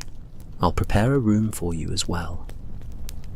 As we left the library, I glanced back to see Lord Edmund still sitting by the fire, staring into the flames, the codex lying closed on the table beside him, looking innocent despite the disturbing contents Holmes had described. The whole situation felt balanced on a knife's edge, poised between rational explanation and something far stranger and more dangerous. The room Catherine led me to was comfortable, clearly part of the hall's guest wing, with a large four-poster bed, a fireplace already lit, and windows looking out over the courtyard, where those impossible standing stones stood like frozen sentinels. I stood at the window for several minutes after Catherine had bid me good night, looking down at those monuments, trying to reconcile what I'd witnessed. Those towering ice giants moving with terrible purpose, with my understanding of the possible. A soft knock announced Holmes's entry from the adjoining room. Unable to sleep, Watson, I confess I'm far too stimulated by the events of the evening to rest immediately. Holmes, what do you make of it? And please, give me your honest assessment, not merely the skeptical face you presented to Lord Edmund. He joined me at the window, both of us looking out at the moonlit courtyard. In honesty, Watson, I don't know what to make of it. The standing stones are undeniably real, several tons of carved granite each, positioned with apparent precision, and according to Grimshaw's testimony, they appeared overnight. That alone presents a significant puzzle. Even with substantial equipment and multiple workers, moving stones of that size and erecting them properly would require considerable time and effort. To do so silently and invisibly in a single night strains credibility. And the ice giants? More problematic still. What we saw was not theatrical illusion. I was close enough to observe carefully. Those were three-dimensional forms, moving independently, radiating genuine cold, leaving physical traces in the snow. No combination of projection, mirrors, or chemical effects I'm aware of could produce what we witnessed. Then you believe Lord Edmund's interpretation, that he actually summoned these Jotun through his rituals. Holmes was quiet for a long moment, his profile sharp in the moonlight. I believe something extraordinary is occurring, Watson. Whether that something is supernatural in nature or represents some natural phenomenon we don't yet understand remains to be determined. History is filled with events considered miraculous or magical that were eventually explained through advancement of scientific knowledge.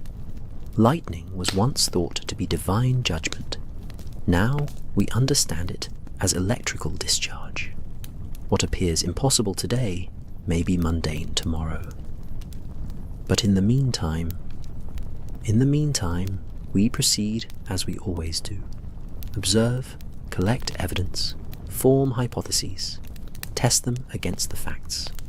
And above all, we protect the people involved from whatever genuine danger exists, supernatural or otherwise. He turned from the window, his expression thoughtful. One thing troubles me particularly, Watson. The medallion Grimshaw brought to London, the one found in the library after the first large-scale manifestation. Lord Edmund didn't mention it, didn't seem aware of its significance, or perhaps even its existence. Yet, it appeared in his private space, clearly left as some sort of message or warning. By whom, and for what purpose? Perhaps it was simply among his artifacts, displaced during his frantic research. Possible, but it doesn't feel right. There's another player in this drama, Watson. Someone or something we haven't yet identified, working toward goals we don't understand. That concerns me more than ice giants or ancient rituals. The presence of human agency operating from the shadows, manipulating events and people toward some unknown end. Before I could respond, a sound echoed through the night, distant but clear, carrying through the old walls of the hall. It was singing again, that deep rhythmic chanting in Old Norse, but different from before, the words slower, more drawn out, almost mournful in quality. Holmes moved quickly to throw open the window, leaning out to determine the sound's direction. The cold night air rushed in, and with it came the smell of snow and something else. Something that reminded me oddly of the sea, of salt water and winter storms. "It's coming from the north," Holmes said, "from the direction of that old circle Lord Edmund mentioned. Someone or something is conducting another ritual, even now, in the middle of the night. Should we investigate?" In the darkness, across unfamiliar terrain, with no clear understanding of what we're facing. No, Watson. As much as it frustrates me to wait, prudence suggests we remain here until morning. But, at first light, we make for that site. Whatever is happening at Thornfield Hall, I suspect the answers lie among those ancient stones in the hills. The chanting continued for perhaps 10 more minutes, then faded away gradually, leaving behind a silence that felt somehow deeper and more complete than normal quiet, as though the sound had carved out a space in the night that nothing else dared to fill. Eventually, we returned to our respective rooms, though I lay awake for a long time, listening to the old house settling around me, watching the moonlight track across the ceiling as clouds moved overhead. Sleep, when it finally came, was troubled by dreams of vast figures moving through winter landscapes, of stones older than memory, standing witness to rituals forgotten by time, of voices chanting in languages no living person should understand. Dawn arrived reluctantly, the sun hidden behind heavy clouds that promised more snow before day's end. I woke to find myself surprisingly rested, despite the troubled dreams, as though my sleeping mind had processed and filed away the previous evening's extraordinary events, freeing my conscious thoughts to approach the new day with clarity. Breakfast was served in a small dining room off the main hall, a comfortable space with windows overlooking the courtyard and those standing stones that dominated the view. Lord Edmund appeared, looking somewhat better after sleep, though the shadows under his eyes suggested he'd rested no more soundly than I had. Catherine presided over the meal with quiet efficiency, ensuring everyone had tea and porridge and toast, maintaining the normal rhythms of household routine despite the abnormal circumstances. Holmes was already dressed for outdoor activity, wearing practical boots and a heavy coat suitable for rough terrain. He'd apparently risen even earlier than the rest of us, for he spoke of having conducted a preliminary examination of the courtyard in the pre-dawn light. The standing stones show genuine age, he reported, spreading marmalade on his toast with careful attention. The weathering patterns are consistent with centuries of exposure to the elements, not days or weeks. The carvings are worn but still legible in places, definitely runic characters. Probably Elder Futhark, as I suspected, though I'll need Lord Edmund's expertise for proper translation. Indeed it would, under normal circumstances, Holmes agreed, which suggests either very abnormal circumstances or a solution we haven't yet imagined.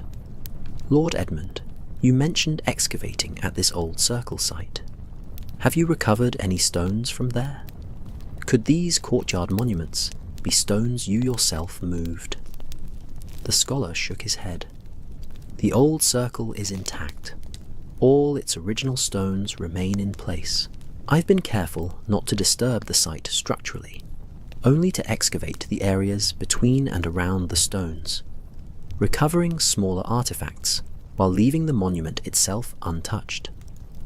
Besides, these courtyard stones are different, smaller than the circle stones, and the carving style is distinct. Then they came from elsewhere, which only deepens the mystery, Holmes said. After breakfast, I propose we make for this old circle, examine it thoroughly, and attempt to determine what connection it might have to the phenomena you've been experiencing. Watson, are you prepared for a winter hike across rough terrain? Quite prepared, I assured him, though perhaps we should take Mr. Grimshaw as well. He knows the land, and we may need guidance. An excellent suggestion.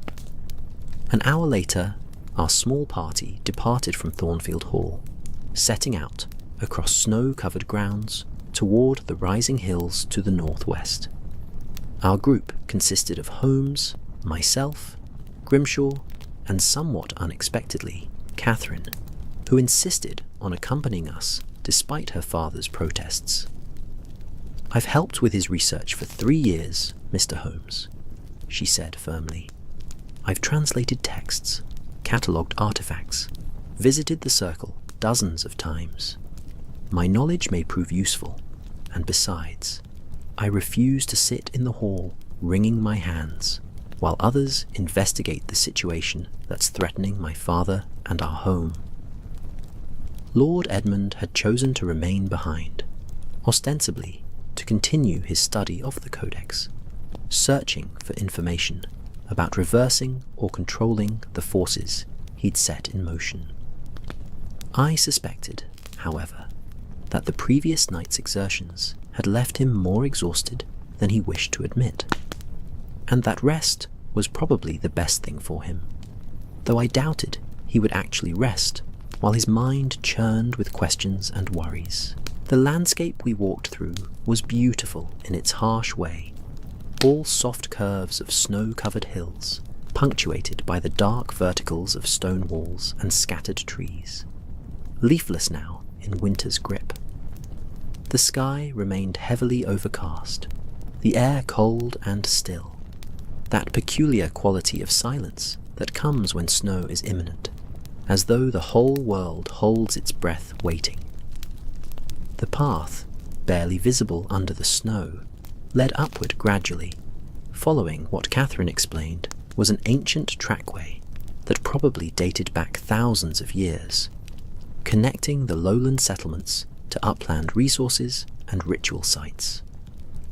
The Vikings had walked this path, and before them, the Saxons, and before them, Romano-British farmers, and before them, the nameless people who had first erected the stone circles that dotted these northern hills. "It's remarkable," Catherine said as we walked, "how the same places remain sacred across cultures and centuries. The circle we're visiting was old when the Vikings arrived, already ancient, yet they incorporated it into their own religious practice, recognized it as a place of power or significance, without necessarily understanding its original purpose. Your father's research suggested the Vikings associated it specifically with their winter giant, this Thryma?" Holmes asked. "Yes, though whether that association existed in their original Scandinavian homeland or developed here, influenced by the existing sacredness of the site, father was never certain. The Codex Frostheim suggests this particular location, this specific circle, was important to Thryma's cult, that it represented a sort of gateway or threshold between the human world and the realm of the Jotun. We had climbed now to where the land leveled somewhat, creating a plateau surrounded by higher hills, a natural amphitheatre open to the north. And there, in the centre of this space, stood the old circle. It was impressive, even under winter's concealing snow. A ring of standing stones, perhaps a dozen of them, each roughly 8 feet tall and 4 feet wide, positioned at regular intervals around a circle maybe 50 feet in diameter.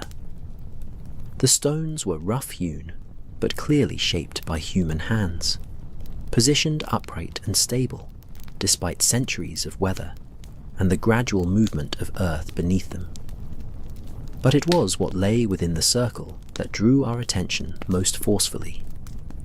The snow that covered the surrounding landscape had been cleared from the circle's interior, revealing earth that was bare and dark, and most strangely, apparently not frozen, despite the temperatures that should have left it solid as rock. And arranged upon this bare earth was a pattern that made my skin prickle with instinctive unease. Symbols had been drawn or carved into the ground, a complex interlocking design radiating from a central point. The lines traced in what appeared to be ash or charcoal, black against the dark earth. At specific points within the pattern, objects had been placed. I could see bones, definitely animal bones, arranged in careful formations, and what appeared to be offerings of grain and perhaps dried herbs, though from our distance I couldn't be certain. "This wasn't here when I last visited," Catherine said, her voice tight with concern. "The circle was empty, had been empty for months. This is new." Holmes approached carefully, his eyes scanning the ground, noting details. The snow clearing was recent, within the past day at most, given how much snow we've had. And this pattern. He crouched at the circle's edge, studying the design without yet entering the space.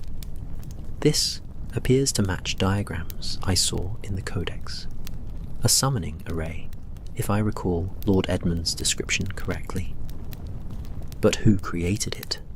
Grimshaw asked, his voice uneasy. No one from the hall has been up here recently, not in this weather. An excellent question, Holmes murmured.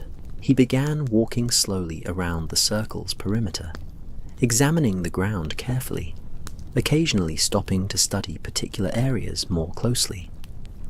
I joined him, trying to see what he saw, looking for the details that would tell the story of who had been here and what they'd done. Here, Holmes said, after completing his circuit, pointing to an area on the circle's south side. Multiple footprints, at least 3 different individuals, perhaps more. They approached from this direction, from a different path than we took, one that leads from the east. And see here, these marks suggest they carried something heavy, something that left drag marks in the snow, probably the materials needed for creating the pattern inside the circle. 3 people, I said. So this wasn't Lord Edmund working alone. Someone else is conducting rituals here, separate from his efforts at the hall.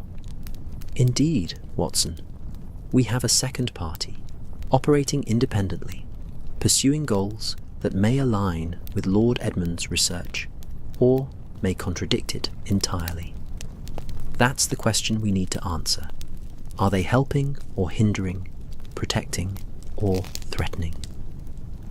Catherine had approached the circle's interior boundary, looking at the patterns with an expression mixing scholarly interest and apprehension.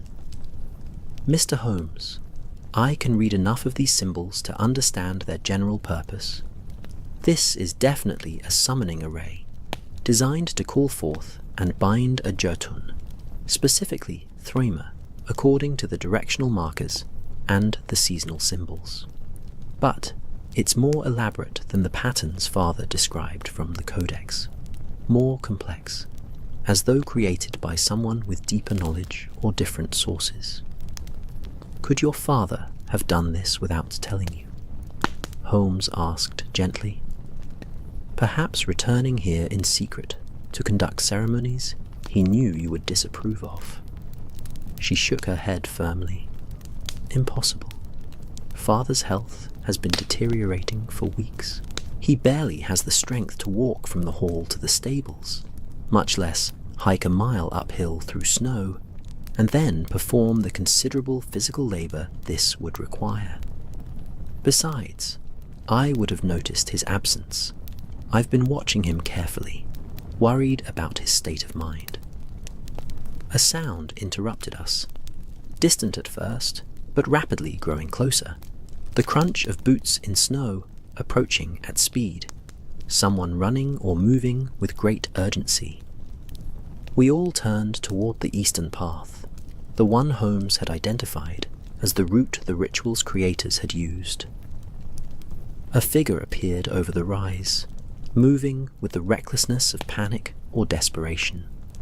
It was a man, young, perhaps in his late 20s, dressed in rough work clothes beneath a heavy coat, his face red with cold and exertion, his breath coming in gasps that created clouds of steam in the frigid air. He stopped short when he saw us, his expression shifting from urgency to confusion to something that might have been fear or relief, or both. "Miss Catherine," he said, his voice carrying a local accent. "Is that you? Thank God. I've been looking everywhere. Something's happened in the village. Something terrible." Catherine moved toward him quickly, recognition evident. Benjamin Cartwright. What's wrong? Catch your breath and tell us." The young man, Benjamin Cartwright, bent over, hands on knees, struggling to control his breathing. Grimshaw stepped forward, offering a flask of water, which the newcomer accepted gratefully, drinking deeply before attempting to speak again. "It's Sarah Blackwood, miss. The innkeeper from Thornwick. She's gone missing, disappeared from her room sometime during the night. Her bed wasn't slept in. The back door was standing open despite the cold, and there's no sign of her anywhere. We've searched the village and the nearby grounds, but..." He gestured helplessly. Nothing, no footprints, no trace, as though she simply vanished. I felt a chill that had nothing to do with the temperature. Mrs. Blackwood had seemed so steady and practical when she'd driven us to the hall the previous evening, had shown such courage in the face of the uncanny events occurring around her. What could have happened to cause her to leave her inn in the middle of a winter night? Holmes's expression had hardened, his earlier intellectual curiosity sharpening into something more urgent. "When was she last seen?" "Around 10 o'clock last night, sir," Benjamin replied. "She locked up the public rooms, bid good night to the last patrons, went up to her quarters like always. Her chambermaid discovered the empty room this morning when she brought breakfast tea and found the door ajar and Mrs. Blackwood gone." "And you came here looking for her?" Holmes asked. "Not exactly, sir. I came to fetch Miss Catherine or Mr. Grimshaw because we don't know what else to do. The constable is too frightened to investigate properly. He's convinced it's connected to whatever's happening at the hall. Says we need someone with authority or special knowledge. Some of the village folk are talking about leaving entirely, abandoning their homes rather than risk being next. The fear is spreading like wildfire." Holmes looked at me, and I saw the conflict in his eyes, the desire to continue investigating the circle and its mysterious ritual array, warring with the immediate need to respond to this new development. But really, there was no choice. A woman was missing, possibly in danger, and whatever intellectual puzzles the circle presented would have to wait. "We need to return to Thornwick immediately," Holmes decided. "Benjamin, lead us to the inn. I want to examine Mrs. Blackwood's room before any more evidence is disturbed. Miss Catherine, Mr. Grimshaw, you should return to the hall. Ensure your father is safe and informed of this development." "I'm coming with you," Catherine said firmly. "Mrs. Blackwood was kind to me when I first arrived at the hall 3 years ago, helped me feel welcome in an unfamiliar place. If she's in danger, I want to help find her." Grimshaw nodded agreement. "And you'll need someone familiar with the area, Mr. Holmes. I'm coming too." Holmes looked as though he might argue, but he simply nodded acceptance. "Very well, but we must hurry. Every minute that passes makes finding her more difficult." We set off at the fastest pace the terrain and snow would allow, Benjamin leading us along that eastern path, moving downhill now, taking a more direct route to Thornwick than the one we'd originally used to reach the hall. The clouds had grown darker during our investigation of the circle, and now the first new flakes began to fall. Lazy at first, but with the promise of intensity to come. As we descended, Holmes questioned Benjamin about the details of Mrs. Blackwood's disappearance, building a picture of the evening's events. The young man, who proved to be Mrs. Blackwood's nephew, helping run the inn while learning the trade, provided what information he could, though it was frustratingly sparse. "Nothing seemed unusual last evening," Benjamin explained as we walked. "We had a quiet night after you folks left for the hall. The regulars came and went, had their pints, talked about the strange doings, but nothing more than that. Aunt Sarah seemed perfectly normal, maybe a bit preoccupied, but that's understandable, given everything that's been happening. Did she mention intending to go out for any reason? Holmes asked. An errand, perhaps, or someone she planned to meet? No, sir, nothing like that. She went up to bed at her usual time, said she was tired, wanted to get a good rest. That's the last anyone saw of her until the maid found her room empty this morning. We reached Thornwick in less than an hour, emerging from the snowy countryside into the stone-built village, which showed considerably more activity than the previous evening, despite the worsening weather. People stood in clusters on the street, speaking in low, urgent voices, their expressions mixing fear and uncertainty. As we passed, conversation stopped. Faces turned toward us with desperate hope, as though our mere presence might solve their problems and restore their sense of security. The Red Lion stood as we'd left it, its sign still swinging in the wind, smoke rising from its chimneys, appearing normal despite the abnormal circumstances within.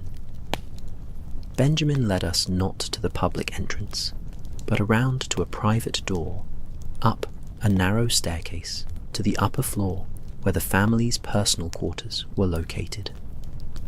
Mrs. Blackwood's room was spacious and comfortable, reflecting the solid prosperity of a well-run establishment. A large bed dominated one wall, its covers smooth and undisturbed, clearly not slept in. A small sitting area near the window held a chair and writing desk. Personal items, brushes, a mirror, books, sat on various surfaces, everything neat and in its place. The rear window stood open, allowing cold air to pour into the room, snow beginning to accumulate on the sill. Holmes moved immediately to that window, examining it carefully, running his fingers along the frame and sill, checking the latch mechanism. No signs of forced entry, he murmured. The window opens easily from inside, suggesting Mrs. Blackwood opened it herself, or it was opened by someone already in the room. He leaned out, looking down at the ground below. Watson, join me. Tell me what you observe. I looked where he indicated. The ground beneath the window was snow-covered, and in that snow were marks. Not the clean footprints one would expect, but strange impressions. Large circular depressions, perhaps 3 feet across, arranged in a line leading away from the inn toward the open countryside beyond the village. They look like... I struggled for comparison. Like something very large stepped there, but the weight was distributed oddly, not in the pattern of normal footfalls. Precisely, Holmes said quietly. And note the spacing, roughly 10 feet apart, consistent with an enormous stride, something far larger than any human. Whatever passed this way was of considerable size. Catherine had joined us at the window, and she let out a small gasp when she saw the marks. Like the ice giants, she whispered, like what we saw last night at the hall. Superficially similar, yes, Holmes agreed, though I note these impressions are less defined, as though whatever made them was less substantial, less fully present than those creatures we witnessed. Watson, we need to follow these tracks before the new snowfall obscures them entirely. He turned to Benjamin, who had been standing anxiously by the door. Does your aunt have any enemies? Anyone who might wish her harm, or have reason to abduct her? Abduct? I don't... Surely you don't think... The young man struggled with the horrifying implications. No, sir. No enemies that I know of. Everyone in the village liked and respected Aunt Sarah. She was fair in her dealings, kind to those who struggled, always ready to help in times of trouble. Did she have any particular knowledge or involvement with Lord Edmund's research? Access to information or artifacts that might make her valuable to someone pursuing similar inquiries? Benjamin considered this carefully. She was interested in local history, kept that old book I showed you with the legends and stories, and she'd spoken with Lord Edmund on several occasions when he came to the village, discussing the old settlements and Norse traditions. But I wouldn't say she was deeply involved in his work, just interested as any educated person would be. Holmes nodded, filing away this information. "Thank you, Benjamin. Please remain here. Ensure no one disturbs this room further. We'll return after following these tracks to their conclusion." We descended quickly, exiting through the inn's rear door into a small yard that backed onto open fields. The strange impressions in the snow were clearly visible, leading away from the building in a straight line heading northwest, back toward Thornfield Hall and the hills beyond. Whatever took her came directly to her window and departed the same way, Holmes observed, his voice grim. Note the tracks approach in the same straight line they depart. No wandering, no searching, as though whoever or whatever this was knew exactly where to find Mrs. Blackwood, came directly to her and left with equal purpose. How could she have gone willingly? I asked. A woman of her intelligence and self-possession wouldn't simply climb out a window and walk away with something that leaves tracks like these. I don't believe she went entirely willingly, Holmes replied. But note, there are no signs of struggle in the room, no disturbance, nothing to suggest she fought against her departure. Perhaps she was unconscious, carried away without her knowledge, or perhaps... He paused, his expression troubled. Perhaps she was influenced somehow, called or compelled by means we don't yet understand. We followed the tracks across the field, moving as quickly as the deepening snow allowed. The trail remained clear despite the falling snow, those large circular impressions spaced at their enormous intervals, leading always in the same direction, never deviating, as though following an invisible road only the trackmaker could perceive. The path led upward, climbing into the hills through landscape that grew increasingly wild and remote. I recognized that we were moving roughly parallel to the route we'd taken earlier to the old circle, though this track followed a different path, maintaining its straight line regardless of terrain, crossing streams and climbing slopes with equal disregard for the difficulties such direct routing created. "The old circle," Catherine said, her voice barely above a whisper. "It's taking her to the old circle, isn't it? To that summoning array we found. She's going to be..." She couldn't finish the sentence, couldn't voice the terrible conclusion we were all reaching. Holmes had increased his pace, moving with such speed that the rest of us struggled to keep up, his face set with determination, and something that might have been anger or perhaps fear, though I rarely saw him exhibit either emotion so clearly. The snowfall intensified, fat flakes falling thick and fast now, beginning to obscure visibility, transforming the landscape into a white blur where distances became impossible to judge and direction difficult to maintain. Without the tracks to follow, we would have been lost in minutes, but those impossible impressions continued ahead of us, still clear despite the accumulating new snow, as though they had been burned into the ground rather than merely pressed into its surface. Time became strange as we climbed. I couldn't have said whether we'd been walking for 30 minutes or 3 hours. Exhaustion and cold making every step an effort, yet urgency driving us onward despite the body's protests. Holmes remained ahead, following the trail with absolute focus, never wavering, never stopping to rest. And then, finally, the landscape grew familiar. We had returned to that plateau, that natural amphitheatre, and ahead, through the falling snow, the standing stones of the old circle appeared like dark sentinels, barely visible against the white sky. But the circle was no longer empty. Within its bounds stood a figure, a woman, clearly, even at this distance, motionless in the centre of the ritual array, positioned precisely at the pattern's heart. Around her, the symbols and offerings we'd observed earlier had been rearranged, enhanced, the pattern now complete, in some way it hadn't been during our earlier visit.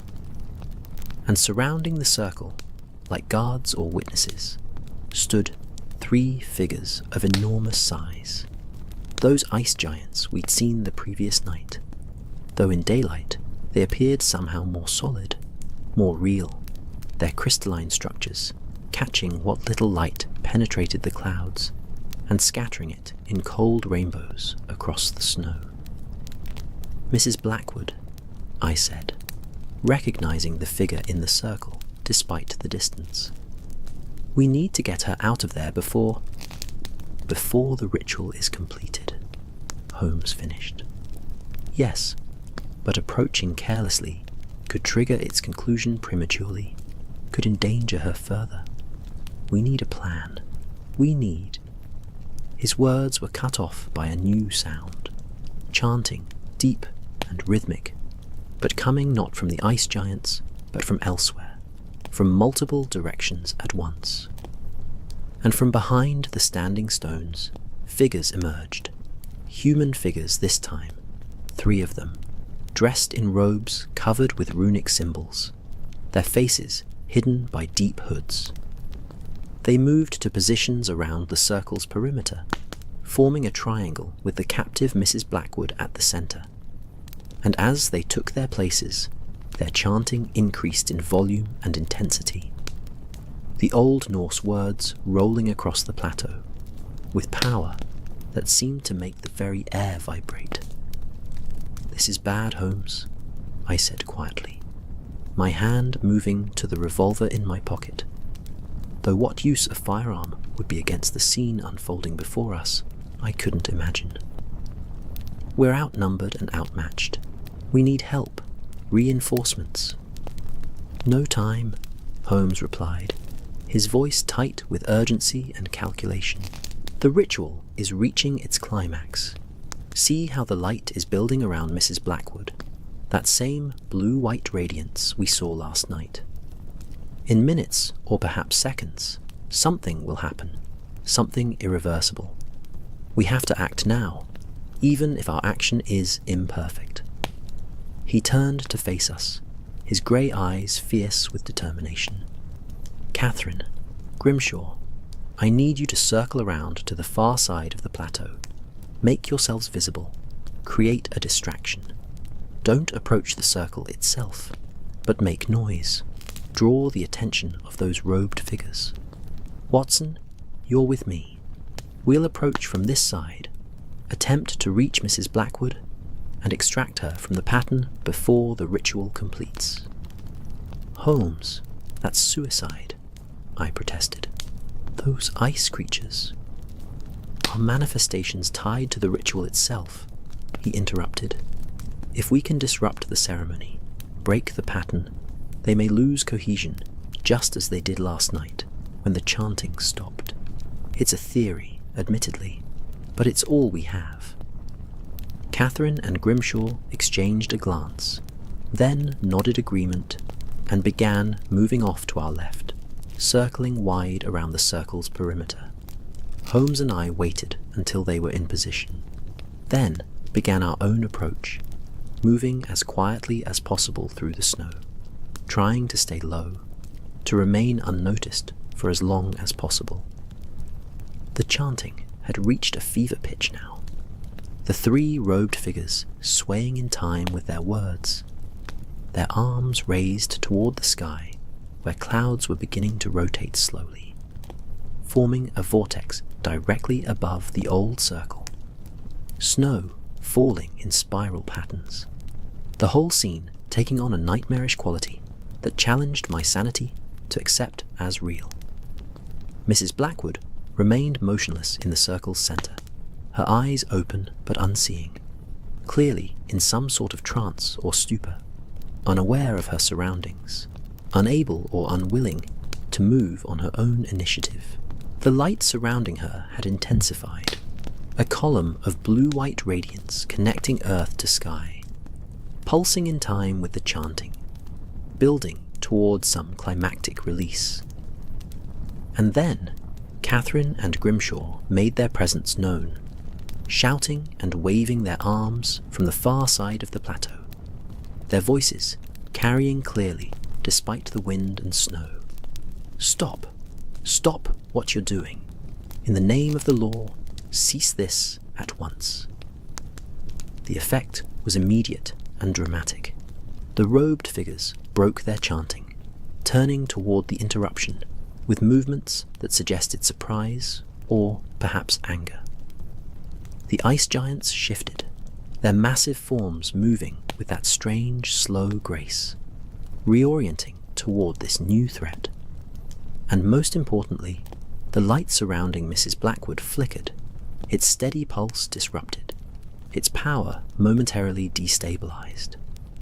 "Now, Watson," Holmes hissed, and we broke from cover, running directly toward the circle, toward Mrs. Blackwood, standing oblivious at its center.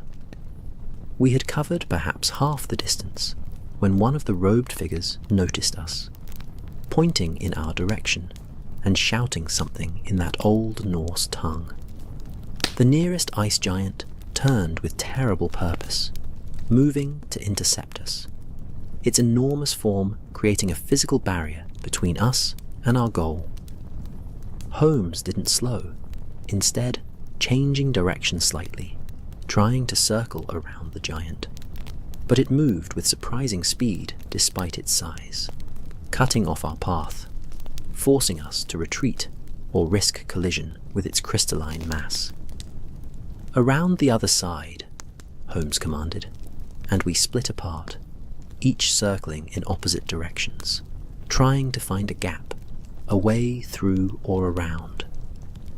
I heard more shouting now, the robed figures converging on Catherine and Grimshaw, who had begun running, trying to lead the pursuers away from the circle, to maintain the distraction they'd created. The whole scene had devolved into chaos, the carefully orchestrated ritual disrupted but not stopped, everyone moving with different purposes. The ice giants standing like confused sentinels, unsure which threat to address. And in that chaos, I saw my opportunity. The path to Mrs. Blackwood was clear for just a moment, the giant distracted by Holmes's movements, the robed figures pursuing the others. I ran with everything I had, ignoring the burning in my lungs, the pain in my old war wound, focusing entirely on reaching that trapped woman, on pulling her free from whatever held her. I crossed the boundary of the circle, felt something resist briefly, like pushing through a membrane, and then I was inside, the ritual array beneath my feet, reaching Mrs. Blackwood, grasping her shoulders, trying to shake her from her trance. "Mrs. Blackwood, Sarah, wake up. We need to leave now." Her eyes remained unfocused, her body rigid, but I felt her begin to respond, some awareness returning to her face. I began to pull her toward the circle's edge, toward escape, hoping I could get her out before... The robed figure appeared directly in front of me, blocking my path, moving with impossible speed, and now in the daylight, this close, I could see features beneath the hood. It was a man, perhaps 50 years old, weathered and worn, his eyes holding a fanatic's certainty, his face twisted with anger at my interference. "Fool," he hissed, his English accented but clear. "You have no understanding of what you've interrupted, what forces you've loosed through your ignorance and meddling." He reached out, not toward me, but toward Mrs. Blackwood, his hand glowing with that same blue-white radiance that had surrounded her. And I knew with sudden certainty that if he touched her, if he reconnected her to the ritual's power, we would both be lost. I didn't think, simply reacted, my old military training taking over. I released Mrs. Blackwood with one hand, drew my revolver, and fired.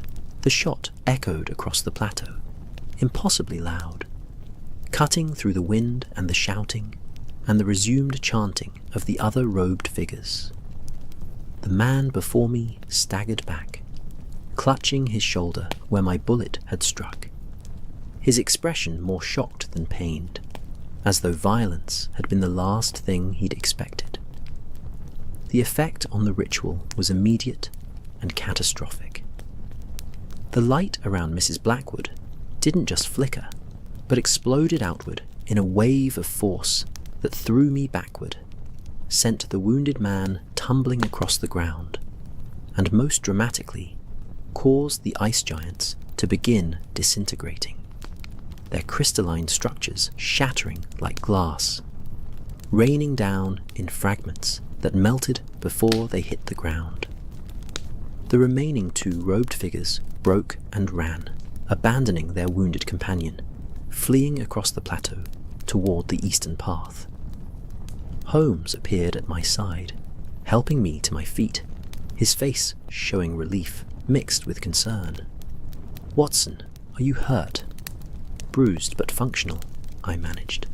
"Mrs. Blackwood." "I have her," Catherine said, kneeling beside the innkeeper, who had collapsed when the light released her, but was now beginning to stir, awareness returning to her eyes. "She's alive, conscious, seems unharmed despite whatever they did to her." Grimshaw had reached the wounded man, restraining him despite his injury, ensuring he couldn't escape or attempt further mischief. The man wasn't fighting, however, seeming dazed and defeated, his grand ritual in ruins. His companions fled, his schemes, whatever they had been, frustrated. Holmes moved to examine the fallen man, checking his wound with clinical efficiency. The bullet passed through the shoulder muscle, painful but not life-threatening, assuming we get him treatment promptly. "Watson, your medical skills are needed." I went to work automatically, my doctor's training overriding everything else, examining the injury, applying pressure to slow the bleeding, improvising bandages from torn fabric. The man endured my ministrations in silence, his face pale, but his eyes remaining defiant. "Who are you?" Holmes demanded, his voice sharp with authority. "Why did you take Mrs. Blackwood? What was the purpose of this ritual?" "You wouldn't understand," the man replied, his accent becoming more pronounced through his pain and exhaustion. "You with your science and your reason, you think the world runs on logic and natural law. But there are older powers, deeper truths, forces that existed before your civilization and will exist after it crumbles to dust." "Try me," Holmes said coldly. "I've shown remarkable capacity for understanding throughout my career." He coughed, pain evident in his face, but continued speaking with desperate intensity. "Lord Edmund's excavations, his acquisitions, his scholarly meddling, all of it has weakened the barriers between worlds, has awakened forces that should have remained dormant. The frost giant stirs, seeking the tribute it was promised, the acknowledgement it was denied. If the old covenants are not renewed, if the proper rituals are not performed, Thrimmer will bring winter eternal to this land, will freeze everything living, will reclaim what was once his domain. So you attempted to sacrifice Mrs. Blackwood? I asked, horrified. To appease some legendary creature with human blood. Not sacrifice, Eric protested. Transform. The ritual would have made her a vessel, a bridge between human and Jutun, allowing communication, negotiation, the establishment of new covenants acceptable to Threema. She would have been honored, elevated beyond normal human existence, made part of something eternal and powerful. Without her consent, Holmes said flatly, abducting her, placing her in a trance, using her for your purposes, without her knowledge or agreement. That's not honor, Mr. Thornton. That's assault, kidnapping, and attempted murder under color of religious mania. You understand nothing, Eric said, but his voice had lost its certainty, defeat evident in his tone. You've doomed us all with your interference. The ritual is broken, the opportunity lost. Thremar's anger will be terrible, and we'll all suffer the consequences of your ignorant heroism. As if in response to his words, the wind suddenly intensified, the snowfall becoming heavier, and from somewhere distant, carried on that wind, came a sound like nothing I'd heard before.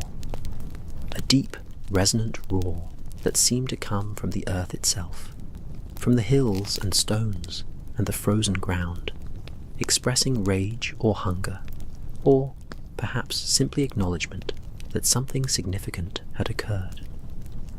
The standing stones of the old circle began to glow with that blue-white light, faint at first, but building in intensity, and I felt the ground beneath us tremble. A sensation like distant thunder felt through the soles of the feet, rather than heard. We need to leave, Holmes said urgently. Whatever forces were invoked here, disrupting them has created instability. This place is dangerous. Can Mrs. Blackwood walk? Catherine helped the innkeeper to her feet, supporting her weight as the older woman swayed unsteadily. I can walk, Mrs. Blackwood said, her voice hoarse but determined. Get me away from here, please.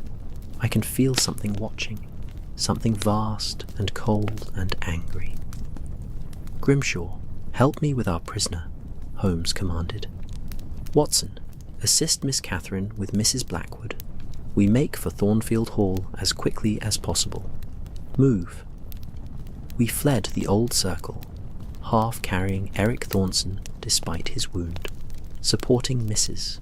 Blackwood's stumbling steps, all of us driven by instinctive recognition of danger, of being in a place where we should not be, where forces we didn't understand were awakening to consciousness and will.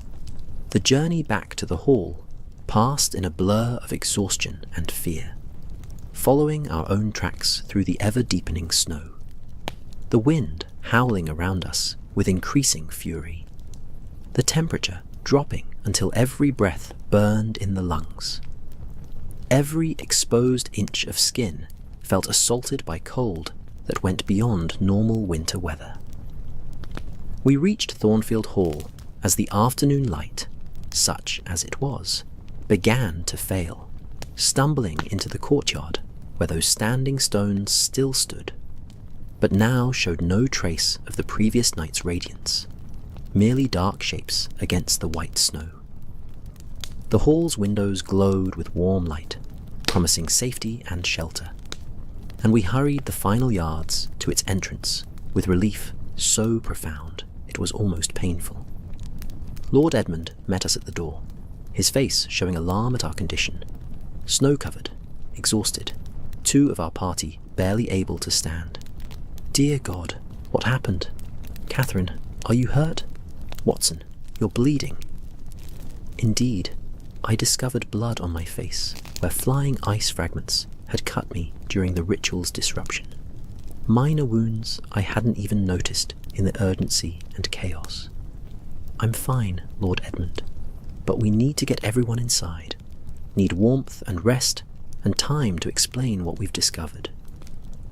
We were soon arranged in the library once more, that comfortable space that already felt like the investigation's command center. All of us gathered around the blazing fire while Mrs. Hudson's tea and blankets worked their restorative magic. Eric Thornton had been placed in a chair apart from the others, his wound now properly bandaged, his wrists bound to prevent escape, his expression sullen and defiant. Mrs. Blackwood was recovering well, the colour returning to her face, though she remained shaken by her ordeal. "I remember so little," she said, accepting another cup of hot tea from Catherine's hands. "I was in my room, preparing for bed, and then nothing, or not nothing exactly. I remember feeling called, hearing something like singing that bypassed my ears and spoke directly to my mind, telling me to come, to walk, to go to a place of power and promise.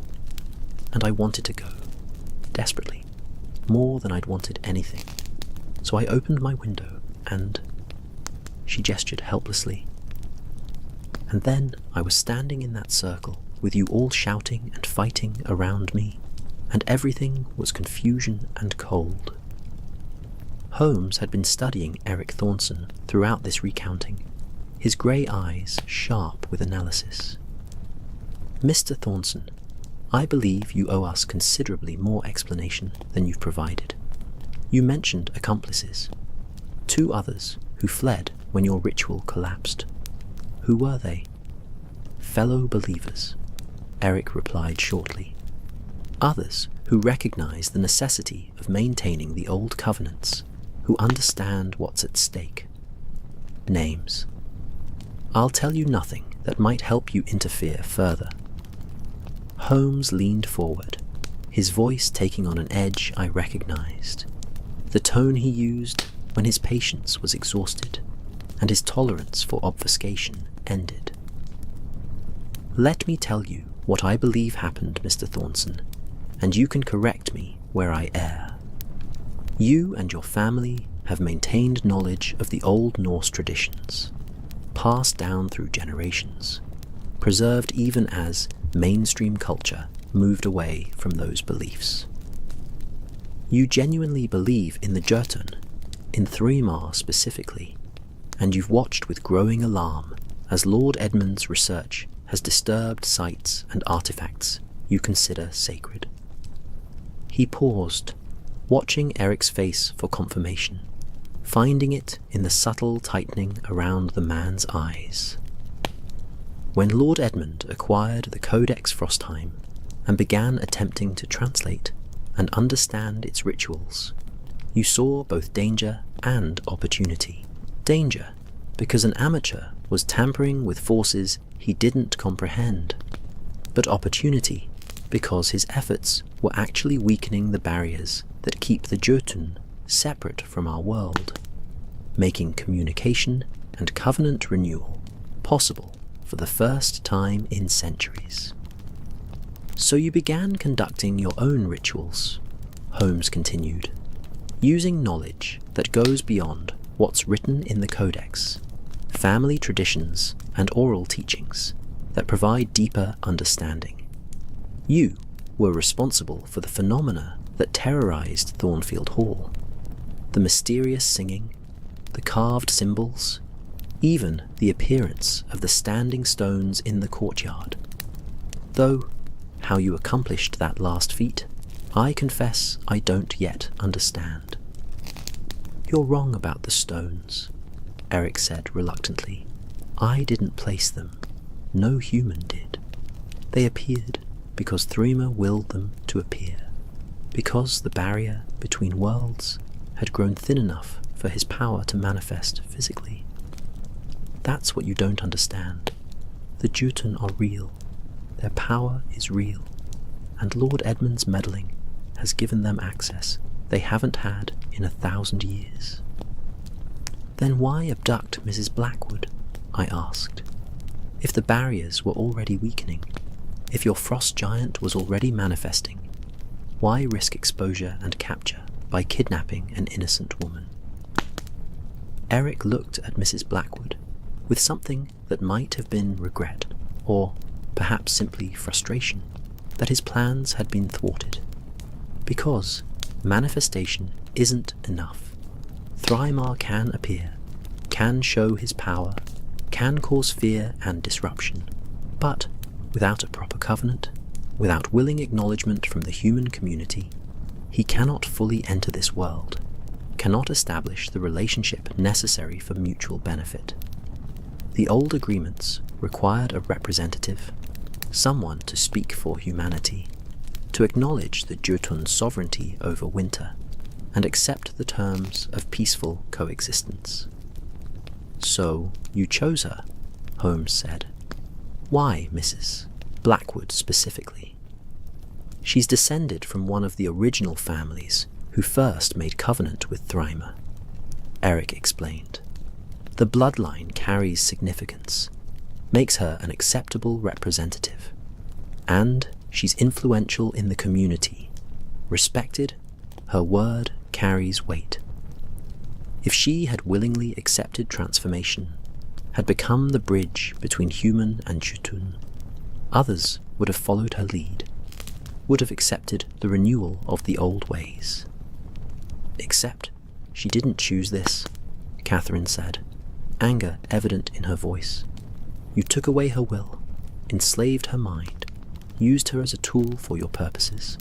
That's not covenant, that's violation." Before Eric could respond, the hall shuddered slightly, as though the entire building had been struck by a tremendous force. The windows rattled, dust sifted down from the ceiling beams, and in the distance we heard a sound like thunder, or perhaps like something enormous moving through the frozen landscape. Lord Edmund had gone white, his hands gripping the arms of his chair. "It's happening," he whispered. "The forces I awakened, that Eric tried to bind or control, they're breaking free entirely. Thrymar is coming, not as a partial manifestation or a vision, but fully, completely. He's going to manifest here, at Thornfield Hall, and without a covenant or binding to limit him." "Endless winter," Eric finished, his voice mixing triumph with terror. "Eternal cold consuming everything.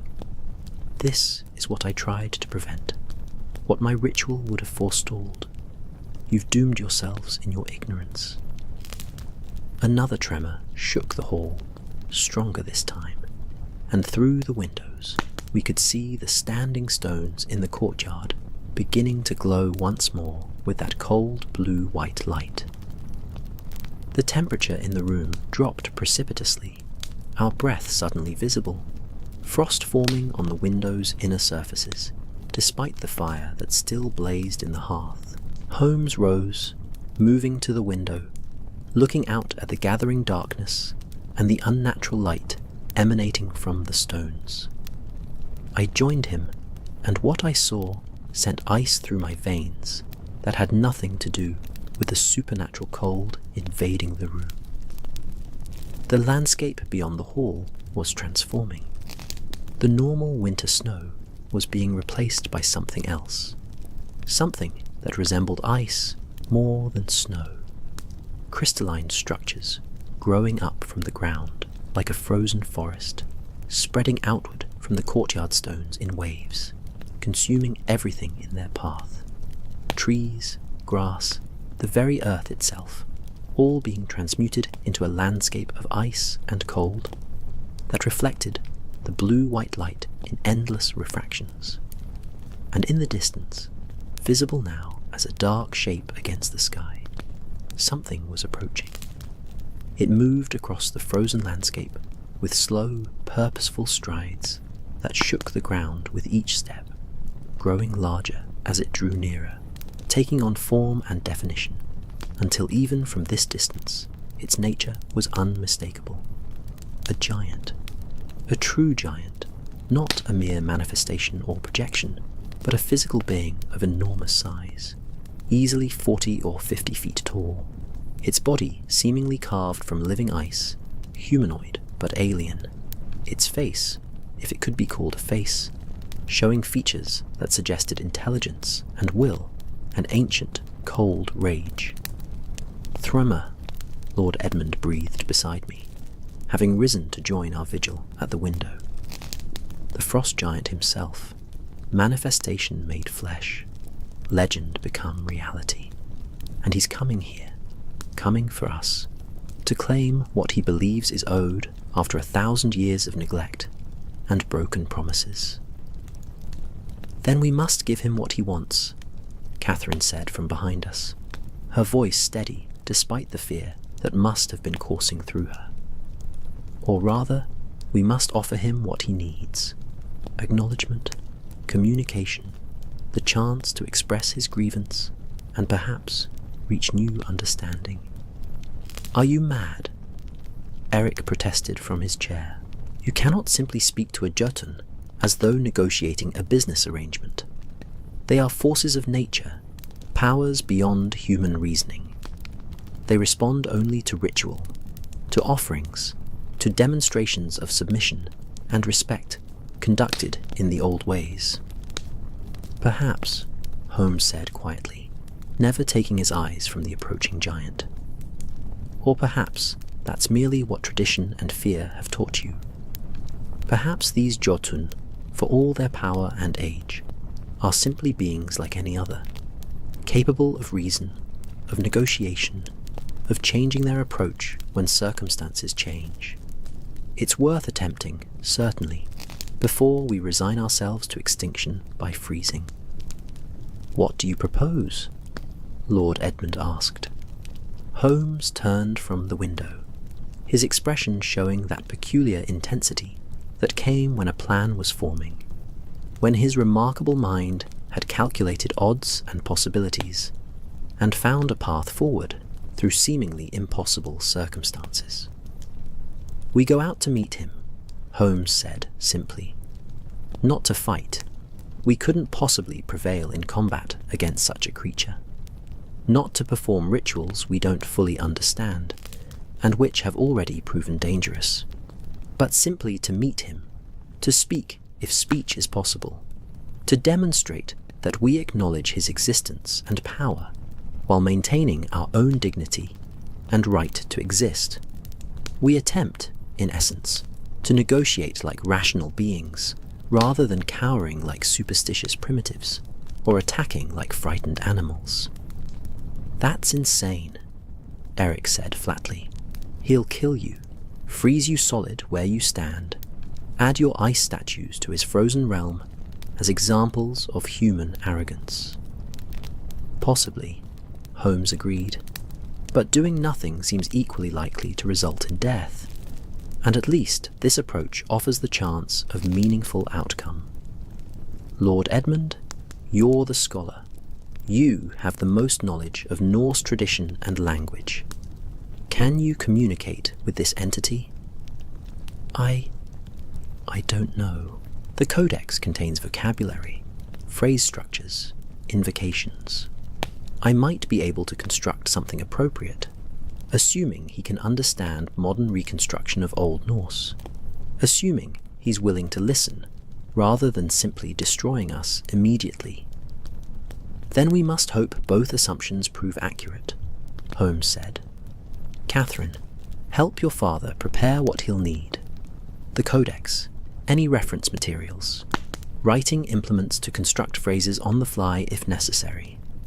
Watson, check your medical bag. We may need it regardless of how this proceeds. Mr. Grimshaw, please see to it that the remaining staff are secured in the safest part of the hall, away from windows and outer walls. And Mrs. Blackwood, I must ask, are you willing to accompany us? As someone of the old bloodline, your presence might carry significance, might demonstrate continuity between the ancient covenants and any new understanding we attempt to reach." Mrs. Blackwood had been listening to all of this, with an expression mixing disbelief and determination. Now she stood, wrapped the blanket more tightly around her shoulders, and nodded firmly. If there's any chance my presence can help protect my village and this community, I'll stand beside you willingly. Though I confess, I never imagined my life would include negotiating with Norse giants from legend. None of us did, I said, checking my revolver out of habit, though what use it would be I couldn't imagine. Yet, here we are.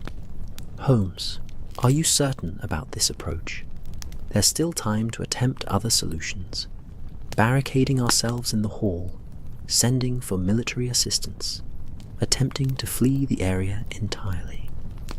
All of which merely delay the inevitable, Holmes replied. No, Watson. We face this directly, immediately, while there's still chance for communication before violence becomes inevitable. Besides, he added with a slight smile, when have we ever chosen the safe, sensible option when the extraordinary alternative presented itself? Point taken, I admitted. 20 minutes later, our small group assembled in the entrance hall, preparing to exit into the transformed landscape, where an entity from legend waited. Lord Edmund carried the Codex Frostheim carefully, its metal covers gleaming in the lamplight. Several sheets of paper tucked within its pages, where he'd frantically scribbled translations and constructions of formal greeting and supplication. Catherine stood beside him, her hand resting on her father's arm in support and solidarity. Mrs. Blackwood had donned her heavy coat, her face pale but resolute, and Holmes and I flanked them, representing perhaps the rational, scientific perspective in this collision of ancient power and modern understanding. Eric Thornton remained in the library, bound and watched over by Grimshaw, his face showing complex emotions. Hope that we might succeed where he'd failed, fear that we would fail and doom everyone, and perhaps resentment that outsiders were attempting what he believed required his family's specialized knowledge. Ready? He asked, and we all nodded, though I suspect I wasn't the only one whose readiness was more theoretical than actual. Holmes opened the door, and we stepped out into a world transformed beyond recognition. The courtyard, that had been merely snow-covered hours earlier, had become something from an Arctic nightmare. The ground was solid ice, smooth and treacherous, glowing with internal light. The standing stones now appeared to be carved from the same crystalline substance as the ice giants, pulsing in rhythm like a heartbeat, connected by visible lines of power that formed a geometric pattern across the entire space. And the air itself felt different, thicker somehow, charged with potential energy that made the hair stand up on my arms and neck. The frost giant stood perhaps 50 yards away, towering above us, his form now fully solid and present. Up close, his structure was less like carved ice and more like living crystal, complex internal facets catching and refracting light in endless patterns. He was vaguely humanoid, 2 legs, 2 arms, a torso, a head, but the proportions were wrong, too elongated, too angular, the features alien despite their superficial familiarity. And he radiated power, not metaphorically, but literally. Waves of cold emanating from him made the already freezing air drop further, threatened to pull the warmth from our bodies through proximity alone. The ground cracked and groaned beneath his weight, frost spreading outward from his feet with each moment. For several heartbeats, nothing happened. We stood frozen, metaphorically and nearly literally, while the giant regarded us with eyes that glowed like winter stars, ancient and cold and utterly inhuman. Then he moved, lifting one massive hand in a gesture that might have been greeting or dismissal or threat, and spoke. The voice that emerged wasn't sound in the normal sense, but rather something that bypassed the ears entirely, that spoke directly to consciousness, to the primitive part of the brain that existed before language. And yet somehow I understood it, or understood the intention behind it, if not the precise words. Curiosity, anger, hunger, and something that might have been loneliness. The isolation of being the last of one's kind, separated from the world by barriers of belief and time. Lord Edmund stepped forward, his voice shaking but audible, speaking in Old Norse that he must have phonetically constructed from his scholarly understanding. The sounds were harsh and foreign to my ear, but they carried meaning, I could tell, could see the giant's attention focus completely on this small human daring to speak in the ancient tongue. The giant responded, his voice, if it could be called that, becoming more focused, more like actual speech, forming words in that same Old Norse language, speaking rapidly, expressing things Lord Edmund struggled to follow, asking questions, or making demands that exceeded the scholar's ability to fully comprehend. The conversation, if such an unequal exchange could be called that, continued for several minutes, Lord Edmund translating where he could, the giant's patience clearly wearing thin as communication failed to achieve clarity. I could see frustration building in those crystalline features, could feel the air growing colder as Thrymer's control frayed. He's angry about the broken covenants, Lord Edmund translated desperately. Angry that the proper acknowledgements weren't made, that his realm was encroached upon without permission or tribute. He claims the right to reclaim what was taken, to restore the balance that existed before we, before humans, forgot their place in the old order. He speaks of winter eternal, of freezing the land until we remember to honor the ancient ways. Ask him, Holmes called out, what form of acknowledgement he requires. What would constitute restoration of proper relationship? What does he want beyond general submission and fear? Lord Edmund translated as best he could, and the giant's response came in a wave of cold that knocked us back, his voice now clearly angry, expressing concepts that Lord Edmund struggled to translate. He says we cannot understand, that we're too young, too transient, too disconnected from the deep powers that govern existence. That trying to negotiate with us is like trying to negotiate with mayflies, with creatures who live only a day and then vanish. He says the old families understood, the first humans who came to this land, but we've forgotten. We've lost the knowledge and humility necessary for proper relationship.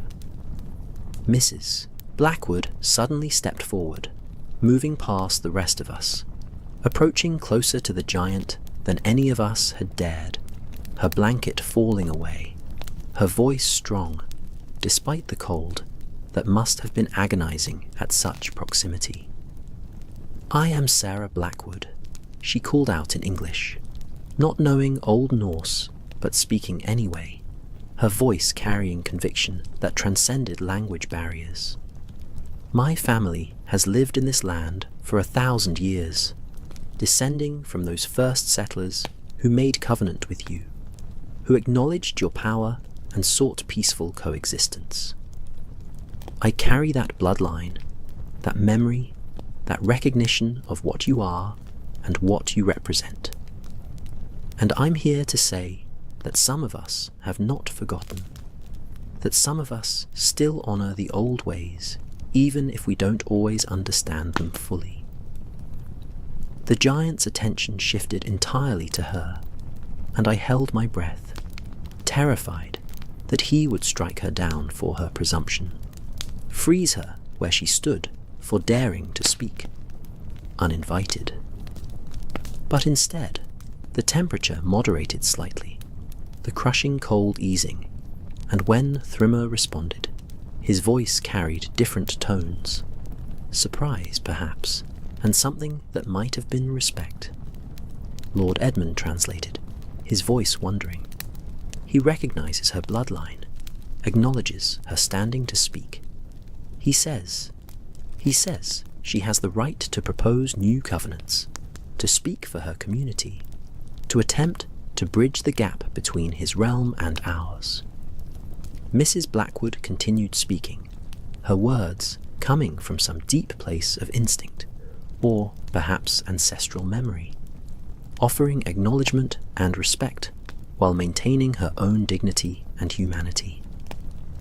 I cannot speak for all people, cannot bind future generations to agreements I don't fully understand, but I can speak for Thornwick, for this valley, for the community that has lived here across centuries. We acknowledge your power, your priority, your claim to this land's winter months. We respect the natural order, the cycle of seasons, the necessity of cold and dormancy for life's continuation. She paused, gathering courage for what came next. But we also claim our right to exist here, to build homes and communities, to raise families, and live lives shaped by more than survival and superstitious fear. We seek not to dominate you or deny you, but to coexist peacefully, to honor you while maintaining our own place in the world. Is such balance possible? Can we reach understanding that respects both your ancient power and our contemporary existence? The silence that followed her words was profound and tense, every second feeling like an hour, all of us waiting to see how this impossible creature would respond to the equally impossible courage of one middle-aged innkeeper standing in the freezing darkness. Slowly, with terrible deliberation, the frost giant lowered himself, bringing his massive form closer to the ground, to Mrs. Blackwood's level. Not kneeling, precisely, but reducing the vast distance between them, making the encounter feel less like a mouse addressing an elephant, and more like two beings of different scale, attempting genuine communication. When he spoke again, his voice had changed, become less overwhelming, more focused, almost gentle, despite the inhuman resonances that defined it. And Lord Edmund's translation came with wonder in his voice. He accepts her right to speak, her offer of acknowledgement, her proposal of new understanding. He says he's tired, Watson. Tired of isolation. Tired of being remembered only through fear and propitiation. Tired of existing in the in-between space, neither fully manifest nor entirely absent. He wants what we all want, to be recognized, to have purpose, to participate in existence rather than merely haunting its edges. He proposes a new covenant, Lord Edmund continued, translating as the giant spoke in measured tones. Not the old agreements of submission and sacrifice, but something different, something acknowledging changed circumstances. He will return to dormancy, will limit his manifestation to the deep winter months, will not threaten or harm the human community. In exchange, we acknowledge his existence, maintain the sacred sites without disturbing them, leave offerings not of blood and life, but of remembrance and respect, flowers in winter, words spoken in his honor, stories told that preserve memory of what he is and what he represents. It's such a small thing, Catherine whispered beside me. After all this terror and upheaval, he wants simply to be remembered, to be honored, to remain part of the world's story, rather than being forgotten entirely. Mrs. Blackwood spoke again, her voice steady, despite the cold that had turned her lips blue and frosted her eyebrows white. I accept your terms, on behalf of my community and my bloodline. We will remember you, will honor the old sites, will speak on your name with respect, and maintain awareness of your presence and power.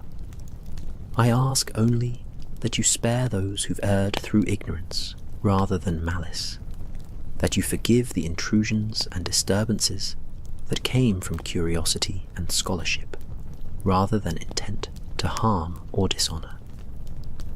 The giant's response came as a wave of something that wasn't quite warmth, but was definitely not the terrible cold he'd radiated earlier. Perhaps acceptance, perhaps approval, perhaps simply satisfaction that something had been accomplished, that communication had succeeded where it might so easily have failed. Lord Edmund translated. He accepts these terms. He forgives the disturbances, acknowledges that understanding evolves across generations, that what was broken can be repaired when both parties approach with honest intent. He will withdraw, will return to his dormant state, will appear each winter in diminished form to remind us of the covenant, but not to threaten or harm. He has one final requirement, Lord Edmund added, his voice troubled. The Codex Frostheim must be returned to its proper place, must be sealed again in the location from which it was taken. It's too dangerous for human possession, too easy to misuse, contains knowledge that shouldn't be freely available. He will show us where it belongs, and we must promise to leave it there, undisturbed, accessible only to those who approach with proper understanding and necessity. Holmes spoke for the first time since we'd exited the hall. Tell him we agree to his terms, all of them. Ask where the Codex should be returned. The translation and response came quickly.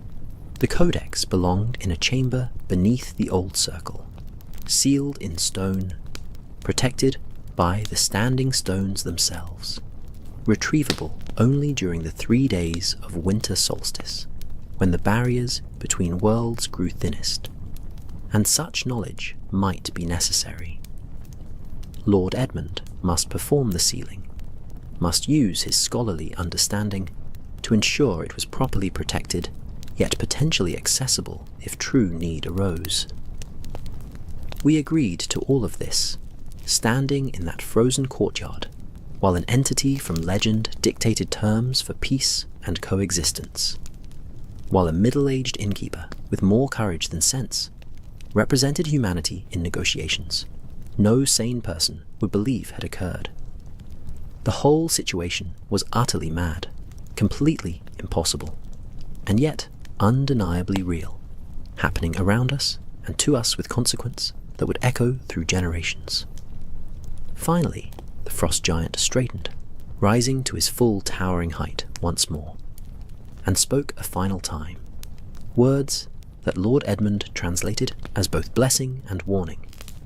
He says, balance has been restored, understanding achieved, covenant renewed. He thanks us for remembering, for treating him as a being, rather than merely a force to be feared or controlled. He will watch over this land as he always has, bringing the necessary winter that makes spring possible, maintaining his role in the great cycle. But he also warns, if the covenant is broken again, if the sacred sites are violated or his existence denied, he will return in full fury, will bring winter eternal, not as threat, but as consequence. The balance must be maintained by both sides, or all sides suffer. And with those final words, Thrimmer began to fade, his crystalline form becoming translucent, the light within him dimming, his presence withdrawing like tide pulling back from shore. The ice began to melt, the frozen transformation of the landscape reversing itself. The standing stones glow, fading to simple stone once more.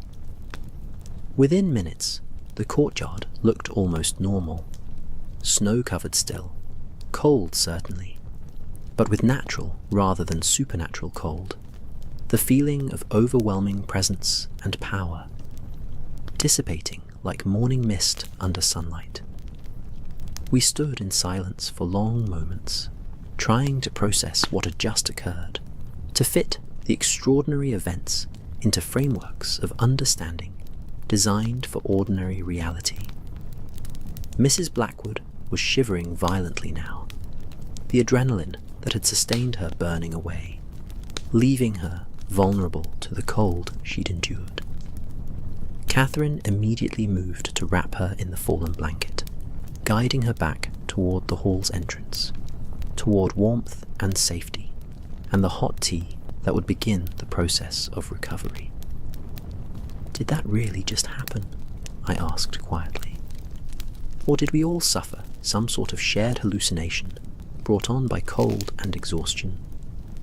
"It happened," Holmes replied, his voice carrying absolute certainty, despite the impossibility of what he was confirming.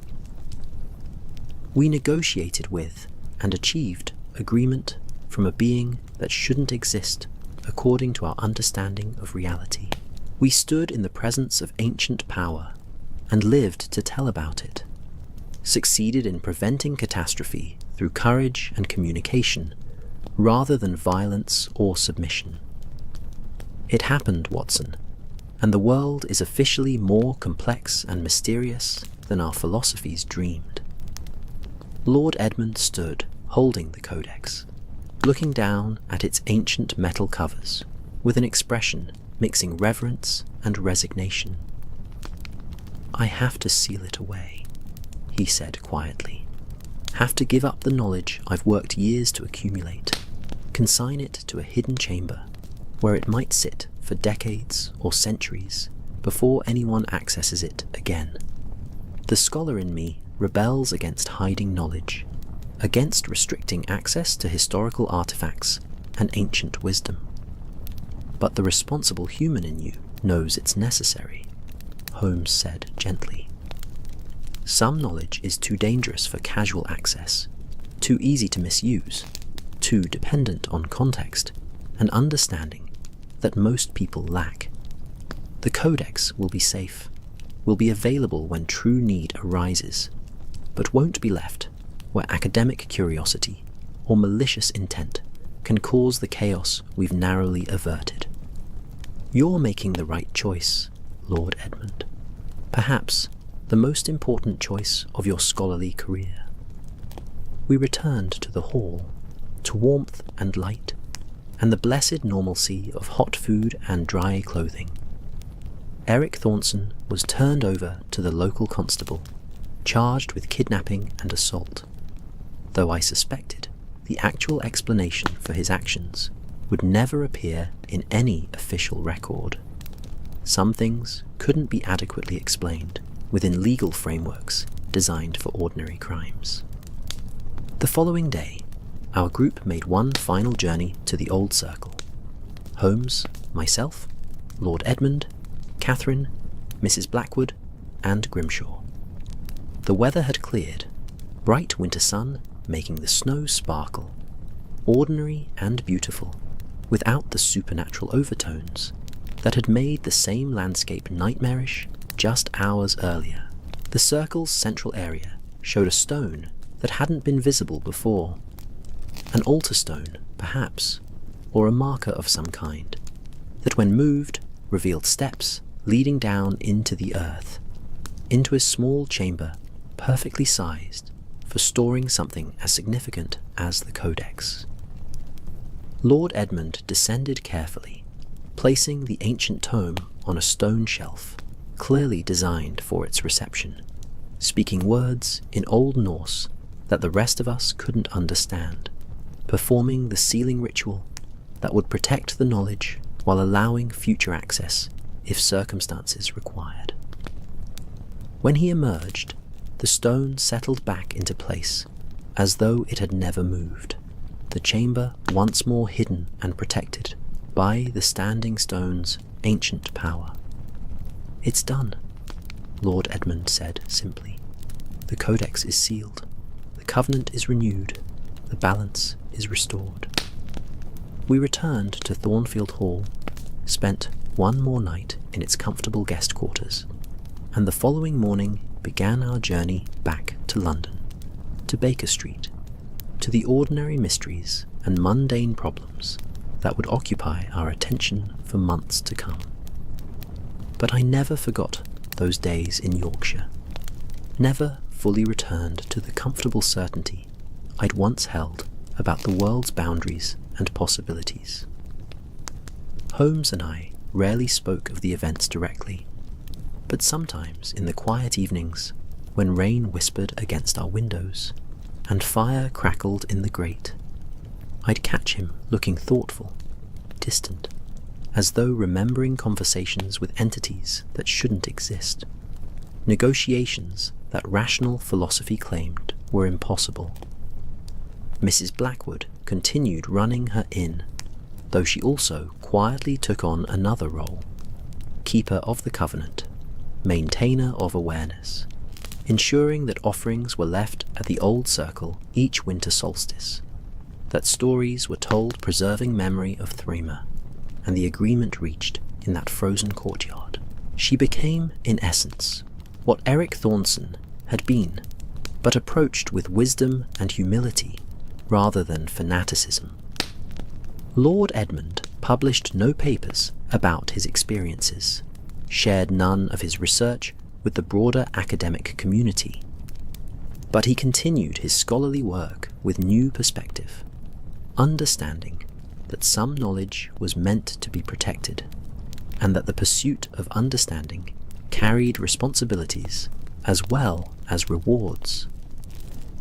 And on winter nights, when the cold pressed hard against windows and snow fell thick across northern landscapes, perhaps there walked still among the hills and stones a presence ancient and powerful, keeping its covenant, maintaining balance, existing at the boundary between legend and reality, reminding us that the world remains mysterious, that wonder still exists, that some stories are true in ways science hasn't yet learned to measure.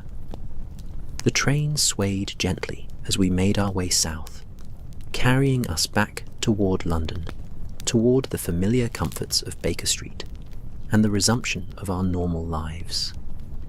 The winter landscape passed outside the window, snow-covered fields and villages, smoke rising from chimneys, the ordinary beauty of England in December. I found myself drowsy as the afternoon light began to fail, lulled by the train's rhythm and the exhaustion accumulated over our extraordinary days in Yorkshire. Beside me, Holmes appeared similarly affected, his eyes half closed, his expression peaceful in a way I rarely saw, as though the case's resolution had settled something deep within him. "Watson," he murmured without opening his eyes, "do you believe in miracles now?" "I'm not sure what I believe," I admitted, "but I know what I experienced, what I witnessed, and that's enough." "Indeed," he agreed. "Perhaps that's all any of us can ask, to experience wonder directly, to witness the extraordinary personally, to know with certainty that mysteries remain even in this age of science and reason."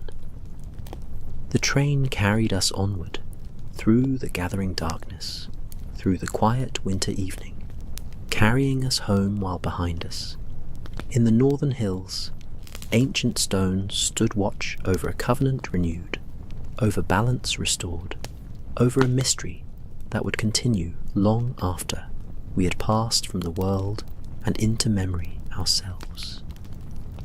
The case of the frost giant's secret concluded not with violence or death or dramatic confrontation, but with understanding, with courage, with communication that transcended barriers of time and belief and form.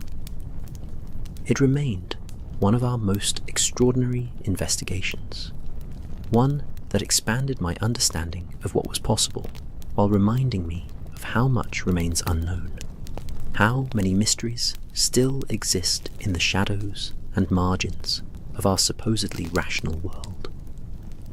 And on winter nights, when snow falls softly and fire crackles in the grate, and the world grows quiet with cold and darkness, I sometimes stand at my window, looking out at the transformed landscape, and wonder what else exists just beyond our perception.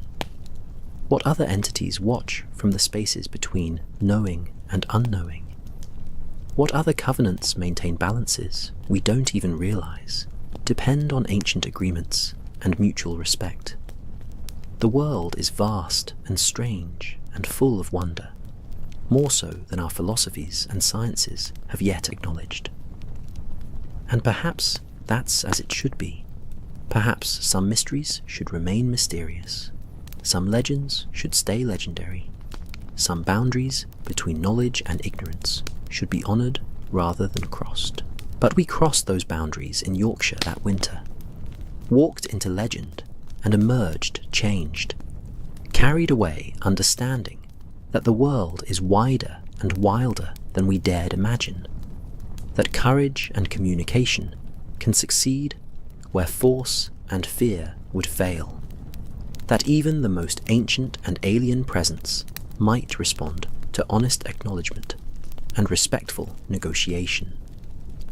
These memories stay with me now as I drift towards sleep, comforted by their weight and significance, by the knowledge that I witnessed something extraordinary, participated in something that mattered across scales of time and power that transcend ordinary human concerns.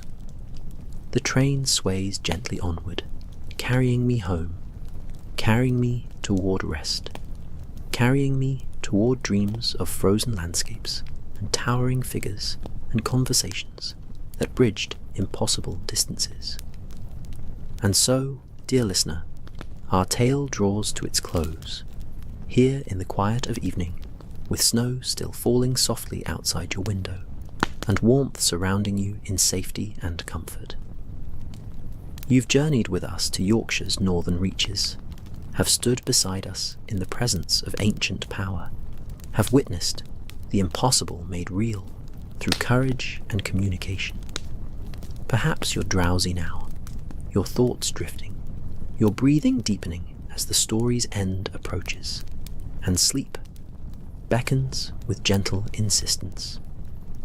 That's as it should be. This tale was designed to carry you peacefully toward rest, to occupy your mind with mystery and wonder, while allowing tension to drain away, to guide you gently into the peaceful darkness of healthy, restorative sleep. Remember the lessons of our journey, that courage comes in many forms, that communication can succeed where force fails, that mysteries exist not to frighten us, but to remind us the world remains vast and beautiful, and full of wonders we've barely begun to understand. Remember that even in darkness and cold, warmth and light persist. Remember that balance can be achieved when honest parties approach each other with respect and willingness to understand. Let these thoughts carry you now into sleep. Let the rhythms of the story fade gently as your own breathing deepens. Let the warmth of your bed or chair or wherever you rest surround you with comfort and security. The mysteries of Thornfield Hall are solved, the covenant renewed, the balance restored. All is well, all is peaceful, all is safe. If you've enjoyed this journey through winter nights and ancient mysteries, through gaslit rooms and frozen landscapes, through the remarkable world of Sherlock Holmes applied to the supernatural and strange, I hope you'll consider subscribing to this channel, liking this video, sharing it with others who might benefit from such restful storytelling. Your support allows more tales like this to be created, more journeys into mystery and wonder to be crafted for those seeking peaceful escape into narrative and imagination. And now, dear friend, wherever you are in this world tonight, I wish you the gentlest and most restorative sleep, filled with dreams of wonder and mystery, of courage and kindness, of all the things that make life worth living and worth protecting. May you wake refreshed and renewed, ready to face whatever challenges tomorrow brings, carrying with you the knowledge that mysteries remain, that wonders exist, that the world is stranger and more beautiful than we often remember. Sleep well, dear listener. Sleep peacefully. Let the snow fall softly outside your window. Let the fire burn low in the grate. Let your breathing deepen and slow. The story is complete. The mystery is solved. The covenant is renewed. Good night, and may your dreams be filled with winter's beauty and spring's promise, with ancient stones standing watch and modern hearts beating brave and true. Good night, and thank you for journeying with us through this tale of the frost giant's secret. Rest now. All is well. All is peace. Good night.